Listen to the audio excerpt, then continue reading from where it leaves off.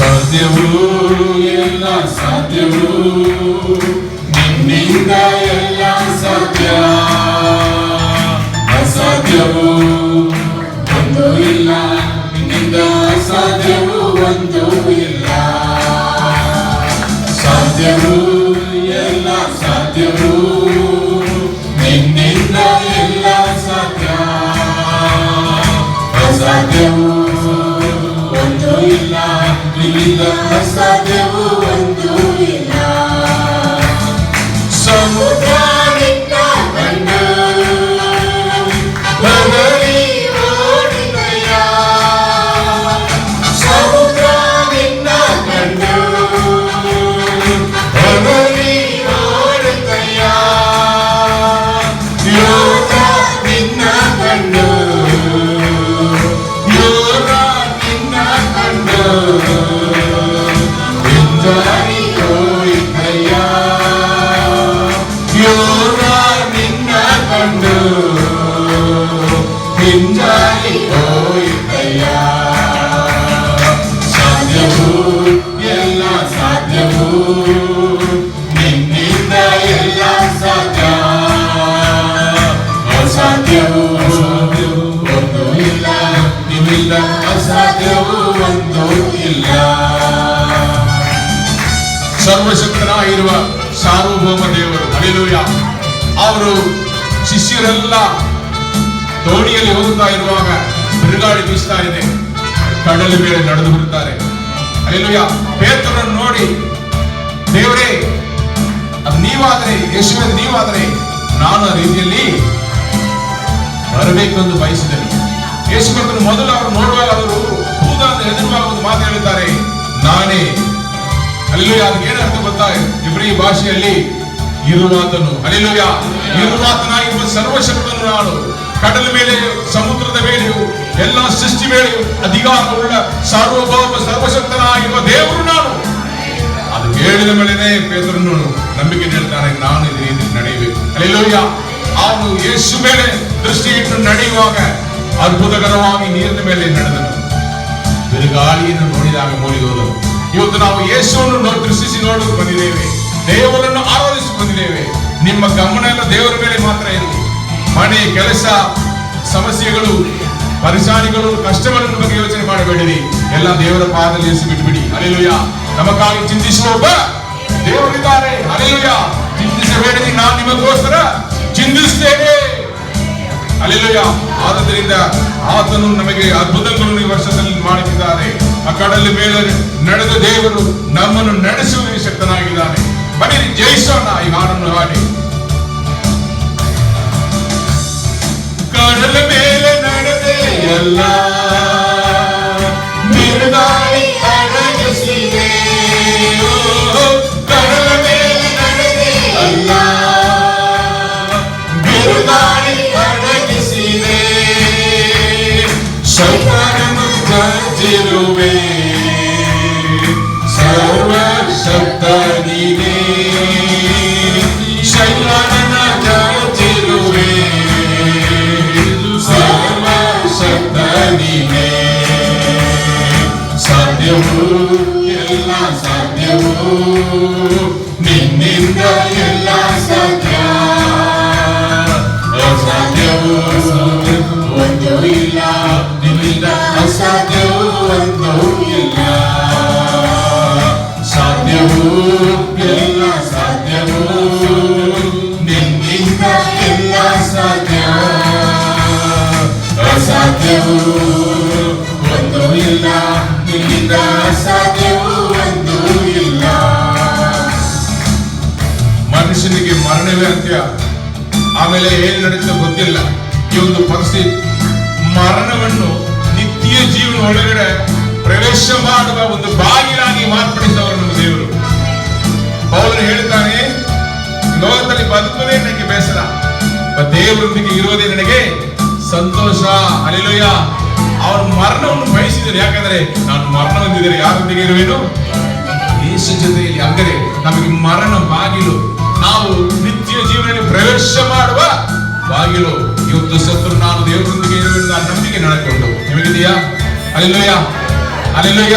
ನಮಗಾಗಿ ನಿತ್ಯ ನಿತ್ಯ ಕಾಲ ನಾವು ಬದುಕುವುದಕ್ಕೆ, ಕಷ್ಟ ಇಲ್ಲದೆ ಬದುಕುವುದಕ್ಕೆ, ನೋವಿಲ್ಲದೆ ಕಣ್ಣೀರಿಲ್ಲದೆ ಬದುಕುವುದಕ್ಕೆ ನಮಗಾಗಿ ಮನೆಯನ್ನು, ನಿತ್ಯ ಮನೆಯನ್ನು ದೇವರು ಕೊಡ್ತಾ ಇದ್ದಾರೆ.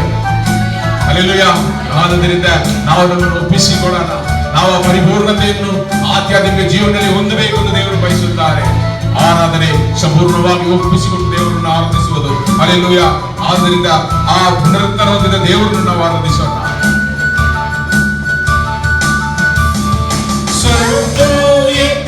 ಎಲ್ಲ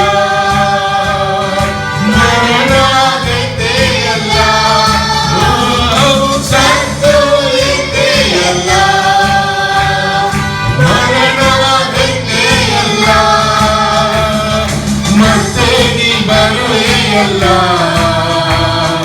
ರೂಪಾಂತರ ತರುವೆಯಲ್ಲ, ಮತ್ತೆ ನೀ ಬರುವೆಯಲ್ಲ, ರೂಪಾಂತರ ತರುವೆಯಲ್ಲ.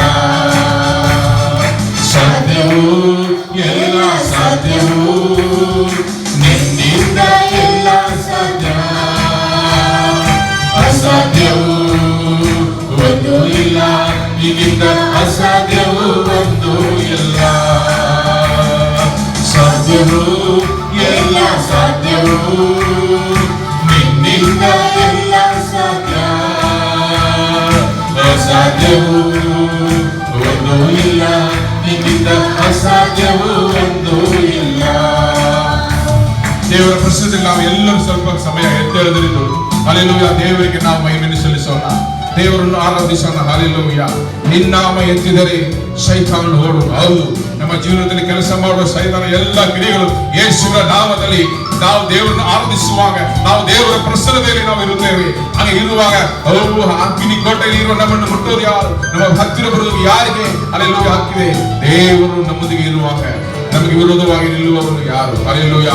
ಆದ್ದರಿಂದ ದೇವರ ನಾಮವನ್ನು ಎತ್ತಿ ನಾವು ಸೈತಾನನನ್ನು ನಾವು ಹಲ್ಲೆಲೂಯಾ ಓಡಿಸೋಣ. ಆತನ ನಾಮದಲ್ಲಿ ಈ ವರ್ಷದಲ್ಲಿ ಜಯವನ್ನು ಹೊಂದಿಕೊಳ್ಳೋಣ. ಎಲ್ಲ ಬೆಳಗಿನತೆಗಳು ದೇವರ ಪ್ರಸನ್ನತೆಯಲ್ಲಿ ಯೇಸುವಿನ ನಾಮದಲ್ಲಿ ಆಗಲಿ ಹೋಗಲಿ.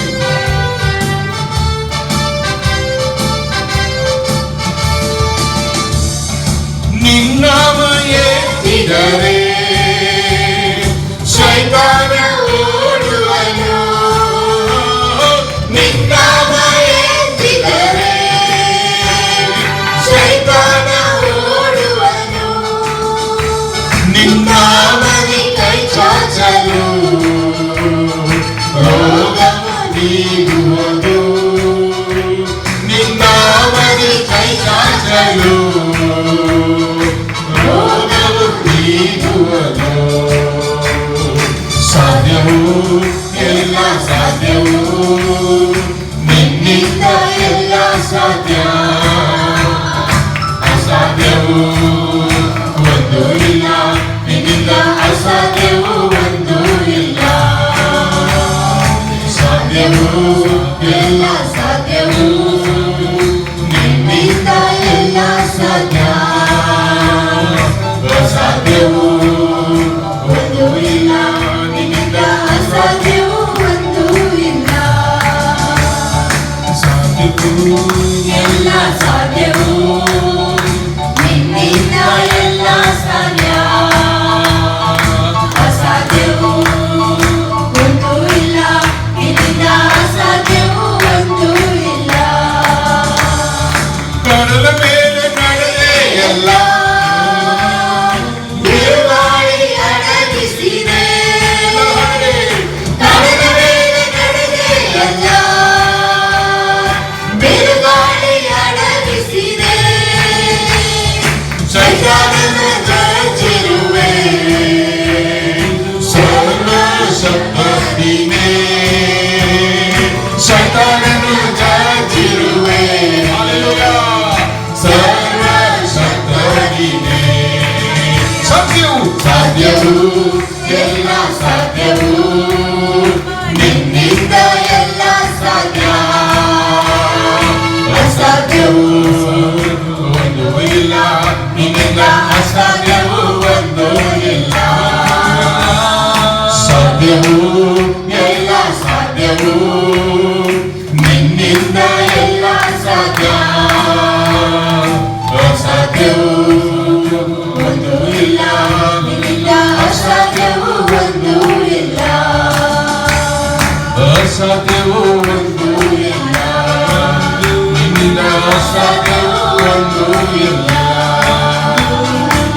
ಸಾಧ್ಯವೋ ಇಲ್ಲ.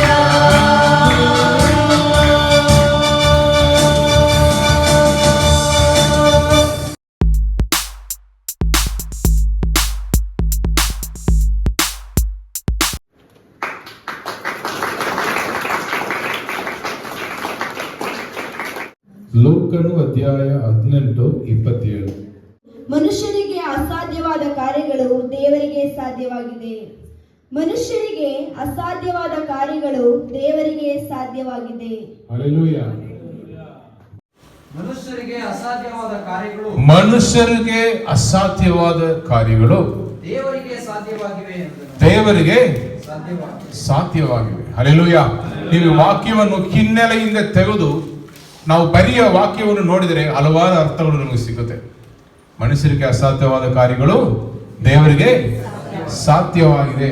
ಹಲ್ಲೆಲೂಯಾ. ನಮ್ಮಿಂದ ಎಷ್ಟು ಕಾರ್ಯಗಳು ಆಗ್ಬೋದಿಲ್ಲ. ನೀವು ನೋಡಿದ್ರೆ ICU ಅಲ್ಲಿ ಅಡ್ಮಿಟ್ ಆದರೆ ಡಾಕ್ಟರ್ ಹೇಳ್ತಾರೆ, ನಮ್ಮಿಂದ ಮಾಡೋಷ್ಟು ಟ್ರೀಟ್ಮೆಂಟ್ ಅನ್ನು ನಾವು ಕೊಡ್ತೇವೆ, ನೀವು ದೇವರನ್ನು ಬೇಡಿಕೊಳ್ಳಿರಿ, ದೇವರು ನಿಮಗೆ ಸಹಾಯ ಮಾಡಲಿ ಎಂದು ಹೇಳಿ ಕೈ ಬಿಟ್ಬಿಟ್ಟು ಹೋಗ್ಬಿಡ್ತಾರೆ. ಹಾಗಿರುವಾಗ ಪ್ರಾರ್ಥನೆ ಮಾಡುತ್ತೇವೆ, ದೇವರು ಸಹಾಯ ಮಾಡ್ತಾರೆ, ದೇವರು ವಾಸಿ ಮಾಡ್ತಾರೆ. ಇದೊಂದು ಸಾಮಾನ್ಯವಾದ ಒಂದು ಕಾರ್ಯ. ನೀವು ಸತ್ಯವೇದದಲ್ಲಿ ನೀವು ನೋಡಬೇಕಾದ್ರೆ, ನಾನು ಸತ್ಯವೇದದಿಂದ ಒಂದು ಉದಾಹರಣೆ ನಾನು ಹೇಳಲು ಬಯಸಿದ್ದೇನೆ. ಮೋಶೆ ಬಗ್ಗೆ ನಾವು ನೋಡಿದರೆ, ಮೋಶೆ ಚಿಕ್ಕ ವಯಸ್ಸಿಂದ ಅವನು ಎಲ್ಲಿ ಬೆಳೆದವನು? ಅರಮನೆಯಲ್ಲಿ ಬೆಳೆಯುತ್ತಾನೆ. ಆದರೂ ಆ ಸಮಯದಲ್ಲಿ ಇಸ್ರೇಲ್ ಜನರು ಬಹಳವಾಗಿ ಕಷ್ಟಗಳನ್ನು ಸಮಸ್ಯೆಗಳನ್ನು ಅನುಭವಿಸ್ತಾ ಬಂದರು. ಇವನು ದೊಡ್ಡವನಾದ ಮೇಲೆ ಅವನ ತಾಯಿ ಕೈಯಲ್ಲಿ ಬೆಳೆದರಿಂದ ಅವನಿಗೆ ಯಹೂದಿಯರು ಕಷ್ಟಪಡುವುದನ್ನು ನೋಡಿ ಅವನು ಸ್ವಯಂ ಅವನಾಗಿ ಸ್ವಂತ ಬಲದಿಂದ ಸ್ವಂತ ಜ್ಞಾನದಿಂದ ದೇವರ ಕಡೆಯಿಂದ ಅವನು ಆಲೋಚನೆಯನ್ನು ಪಡೆದುಕೊಳ್ಳದೆ ಅವನಾಗಿ ಹೋಗಿ ಇಸ್ರೇಲ್ ಜನರನ್ನು ರಕ್ಷಿಸುವುದಕ್ಕೆ ಹೋಗುತ್ತಾನೆ. ಆವಾಗ ಅವನಿಗೆ ಏನಾಯ್ತು? ಜಯವನ್ನು ಹೊಂದಿದನ, ಸೋಲುಗಳನ್ನು ಸಂಧಿಸಿದನ? ಸೋಲಾಯಿತು. ಅವನು ಅಲ್ಲಿಂದ ಓಡಿ ಹೋದನು, ಮಿದಿಯಾನ್ ದೇಶಕ್ಕೆ ಓಡಿ ಹೋದನು. ಆದರೂ ದೇವರು ಅವನನ್ನು ಗುಪ್ತ ಕಾಲದಲ್ಲಿ ತಕ್ಕ ಸಮಯದಲ್ಲಿ ಸಂಧಿಸಿ, ನಾನೇ ನಿನ್ನ ದೇವರು ಎಂದು ಪ್ರಕಟಿಸಿ, ಅವನ ಕೈಯಲ್ಲಿ ದೇವರು ತನ್ನ ಯೋಜನೆಗಳನ್ನು ಒಪ್ಪಿಸಿಕೊಟ್ಟು, ಈ ನನ್ನ ಬಲದಿಂದ ನೀನು ಹೋಗು, ನಾನು ಜೊತೆಯಲ್ಲಿ ಬರುವೇನು ಎಂದು ಹೇಳಿ ದೇವರ ಆಲೋಚನೆಗಳನ್ನು ಅನುಸರಿಸಿ ಅವನು ಹೋಗುವಾಗ ಇಸ್ರೇಲ್ ಜನರನ್ನು ಐಗುಪ್ತ ದೇಶದಿಂದ ಅರಸನಾದ ಫರೋವನ ಕೈಯಿಂದ ಬಿಡುಗಡೆ ಮಾಡಲು ಶಕ್ತನಾದನು. Hallelujah, hallelujah. ಹಾಗಾದ್ರೆ ಮನುಷ್ಯರಿಂದ ಅಸಾಧ್ಯವಾದ ಕಾರ್ಯಗಳು ದೇವರಿಂದ ಸಾಧ್ಯವಾಗಿವೆ. ಇದು ಹಿನ್ನೆಲೆಯಿಂದ ತೆಗೆದು ನಾನು ನಿಮಗೆ ತೋರಿಸ್ತೇನೆ. ಬಟ್ ಈ ವಾಕ್ಯ ಭಾಗದಿಂದ ಇಲ್ಲಿ ಇರುವ ಆ ಒಂದು ಘಟನೆಯಿಂದ ನಾವು ಆ ವಾಕ್ಯವನ್ನು ನಾವು ಏನು ಮಾಡಬೇಕು? ಅದನ್ನು ನೋಡಬೇಕು. ಹಲ್ಲೆಲೂಯಾ. ಎಲ್ಲಿ ಯೇಸು ಕರ್ತನು ಇದನ್ನು ಹೇಳಿದರೆಂದು ನಾವು ನೋಡಿದರೆ, ಲೋಕನು ಅಧ್ಯಾಯ 18 ವಾಕ್ಯ 18ರಿಂದ ನಾವು ಧ್ಯಾನಿಸೋಣ. ಒಬ್ಬ ಅಧಿಕಾರಿಯು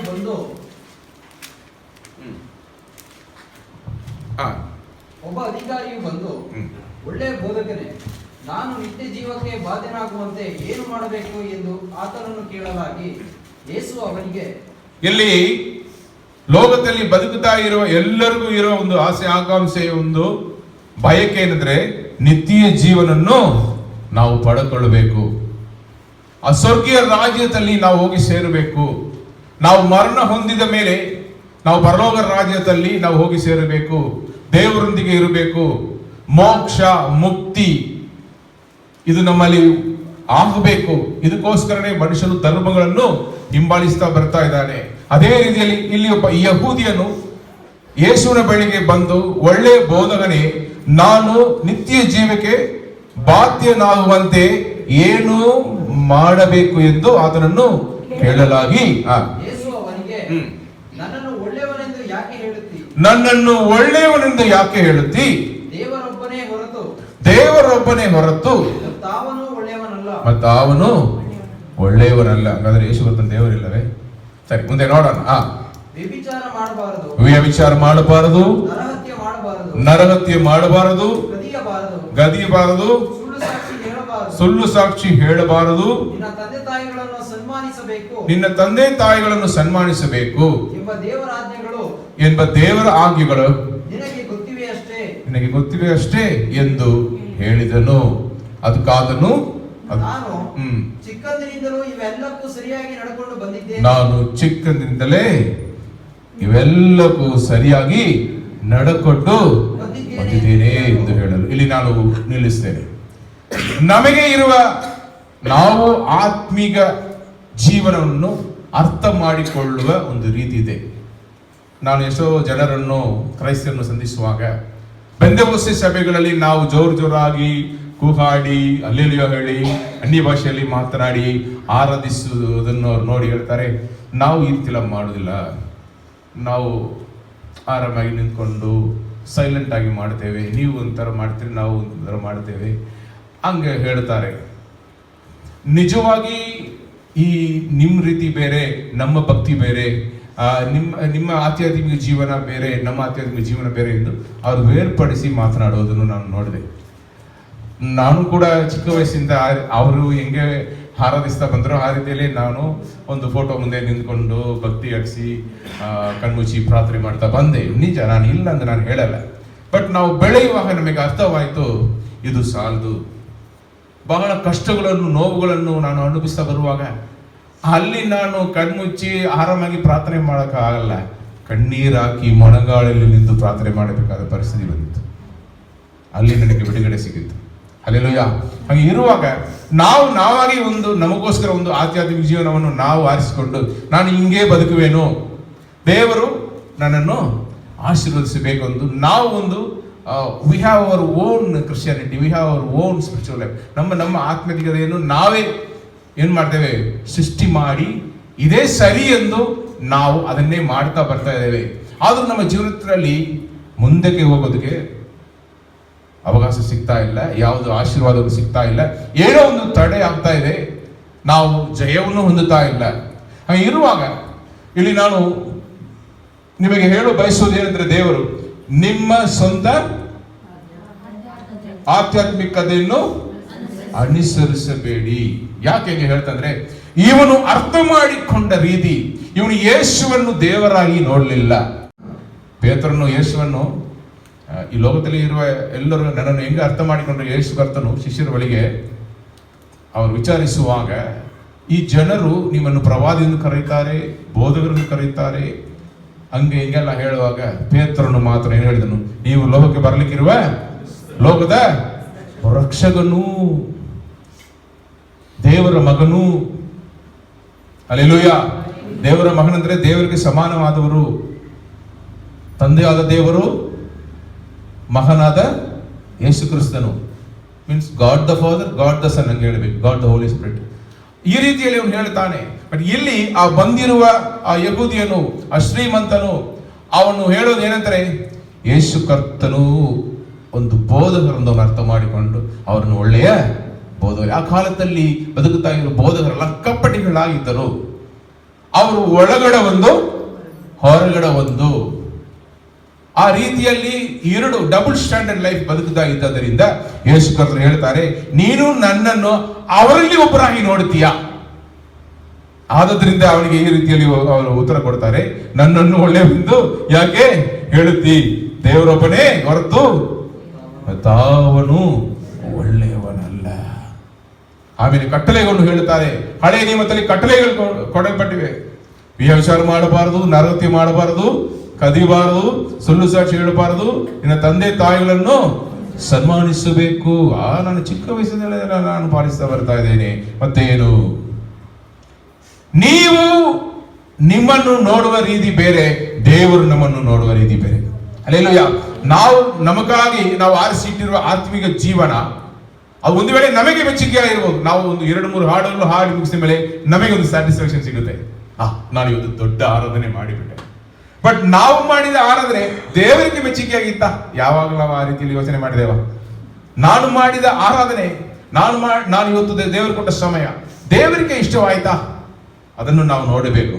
ಹಳೆಯ ನಿಯಮದಲ್ಲಿ ಬಲಿಗಳನ್ನು ಸಮರ್ಪಿಸುವಾಗ ದೇವರು ಆಕಾಶದಿಂದ ಅವರಿಗೆ ಆ ಆರಾಧನೆ ಅವರಿಗೆ ಇಷ್ಟವಾದರೆ ಏನ್ ಮಾಡ್ತಾರೆ, ಆಕಾಶದಿಂದ ಬೆಂಕಿಯನ್ನು ಕಳಗಿಸಿ ಆ ಯಜ್ಞಬಲಿಯನ್ನು ದಗಿಸುವುದನ್ನು ನಾವು ನೋಡುತ್ತೇವೆ. ಸಭೆಗಳಲ್ಲಿ ಈ ಕಾಲದಲ್ಲಿ ನಾವು ಆರಾಧಿಸುವುದಕ್ಕೆ ದೇವರು ಇಳಿದು ಬಂದು ಮಾತನಾಡ್ತಾರಲ್ಲ, ಅದೇ ನಮಗೆ ಸಿಕ್ಕಿರುವ ಒಂದು ಗುರುತು. ಹಲ್ಲೆಲೂಯಾ. ನೀವು ಅದೇ ರೀತಿಯಲ್ಲಿ ಇಲ್ಲಿ ನೋಡಿದರೆ ಇವರು ಕಟ್ಟಳೆಗಳನ್ನು ಹಿಂಬಾಲಿಸಿ ಬದುಕುತ್ತಾ ಇರುವ ಒಂದು ಹಳೆಯ ನಿಯಮದ ಜೀವನದಲ್ಲಿ ಚಿಕ್ಕ ವಯಸ್ಸಿಂದ ಇವನು ದೇವರ ಆಜ್ಞೆಗಳನ್ನು ಹಿಂಬಾಲಿಸಿ ಬದುಕುತ್ತಾ ಇದ್ದ ಈ ಮನುಷ್ಯನು ಯೇಸುವಿನ ಬಳಿಗೆ ಬಂದು, ನನ್ನಲ್ಲಿ ಏನು ತಪ್ಪು, ನಾನು ಸರಿಯಾಗಿ ತಾನೇ ಎಲ್ಲ ಮಾಡ್ತೇನೆ, ಅವನು ಮಾಡ್ತಾ ಇರುವುದು ಅವನಿಗೆ ಸರಿಯಾಗಿ ತೋರಿಸಿ ಬಂದಿತ್ತು. ಯೇಸು ಕರ್ತನು ಅವನನ್ನು ನೋಡಿ, ನೀವು ಆ ವಾಕ್ಯವನ್ನು ಮಾರ್ಕನು ಅಧ್ಯಾಯ 10 ಅದರಲ್ಲಿ ಯೇಸು ಕರ್ತನು ಅವನನ್ನು ಪ್ರೀತಿಯಿಂದ ನೋಡಿದ್ದಾರೆ ಎಂದು ಬರೆಯಲ್ಪಟ್ಟಿದೆ. ಎಲ್ಲಿದೆ ವಾಕ್ಯ ತಗೊಂಡು ಹೋದ್ರಿ ನೀವು? ಯೇಸು ಕರ್ತನು ಅವನನ್ನು ನೋಡಿ ಹೆಂಗೆ ಮಾತನಾಡ್ತಾರೆ? ಯೇಸು ಅವನನ್ನು ದೃಷ್ಟಿಸಿ ನೋಡಿ ಪ್ರೀತಿಸಿ ಅವನಿಗೆ, ಹಲ್ಲೆಲೂಯಾ, ನಿನಗೆ ಒಂದು ಕಡಿಮೆಯಾಗಿದೆ, ನಿನಗೆ ಒಂದು ಕಡಿಮೆಯಾಗಿದೆ, ಹೋಗು, ನಿನ್ನ ಬದುಕನ್ನೆಲ್ಲ ಮಾರಿ ಬಡವರಿಗೆ ಕೊಡು, ನಿನ್ನ ಬದುಕನ್ನೆಲ್ಲ ಮಾರಿ ಬಡವರಿಗೆ ಕೊಡು, ಪರಲೋಕದಲ್ಲಿ ನಿನಗೆ ಸಂಪತ್ತಿರುವುದು, ಪರಲೋಕದಲ್ಲಿ ನಿನಗೆ ಸಂಪತ್ತು ಇರುವುದು, ಆಮೇಲೆ ನನ್ನನ್ನು ಬಂದು ನೀನು ಹಿಂಬಾಲಿಸು. ನಮ್ಮಲ್ಲಿ ಇರುವ ಕೊರತೆಗಳು, ನಾವು ನಮ್ಮ ಆಧ್ಯಾತ್ಮಿಕ ಜೀವನದಲ್ಲಿ ಏನು ಕೊರತೆ ಇಟ್ಟಿದ್ದೇವೆ, ಇದನ್ನು ನೋಡೋದಕ್ಕೆ ಶಕ್ತನಾಗಿರೋರು ಯಾರು? ದೇವರೇ. ಅವರೇ ಡಯಾಗ್ನೋಸ್ ಮಾಡುತ್ತಾರೆ. ನಾವು ತುಂಬಾ ಸ್ಯಾಟಿಸ್ಫ್ಯಾಕ್ಷನ್, ತೃಪ್ತಿಕರವಾಗಿರುತ್ತೇವೆ. ಆಹಾ, ನನ್ನ ಆಧ್ಯಾತ್ಮಿಕ ಜೀವನ ನನಗೆ ಖುಷಿಯನ್ನು ಕೊಡ್ತಾ ಇದೆ. ಅಲ್ಲರಿ, ನಮ್ಮ ಆಧ್ಯಾತ್ಮಿಕ ಜೀವನ ದೇವರಿಗೆ ಖುಷಿಯನ್ನು, ದೇವರಿಗೆ ಮೆಚ್ಚುಗೆಯಾಗಿ ಇರಬೇಕು. ಹಲ್ಲೆಲೂಯಾ. ಇಲ್ಲಿ ಅವನು ಮಾಡಿದ ತಪ್ಪೇನು ಗೊತ್ತಾ?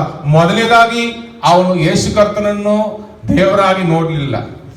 ಸರಿ ಆಯ್ತು. ಎರಡನೇದಾಗಿ ಅವನು ಪಾಲಿಸ್ತಾ ಬಂದ ಕಟ್ಟಳೆಗಳಲ್ಲಿ ಮೊದಲ ಕಟ್ಟಳೆ ಏನು?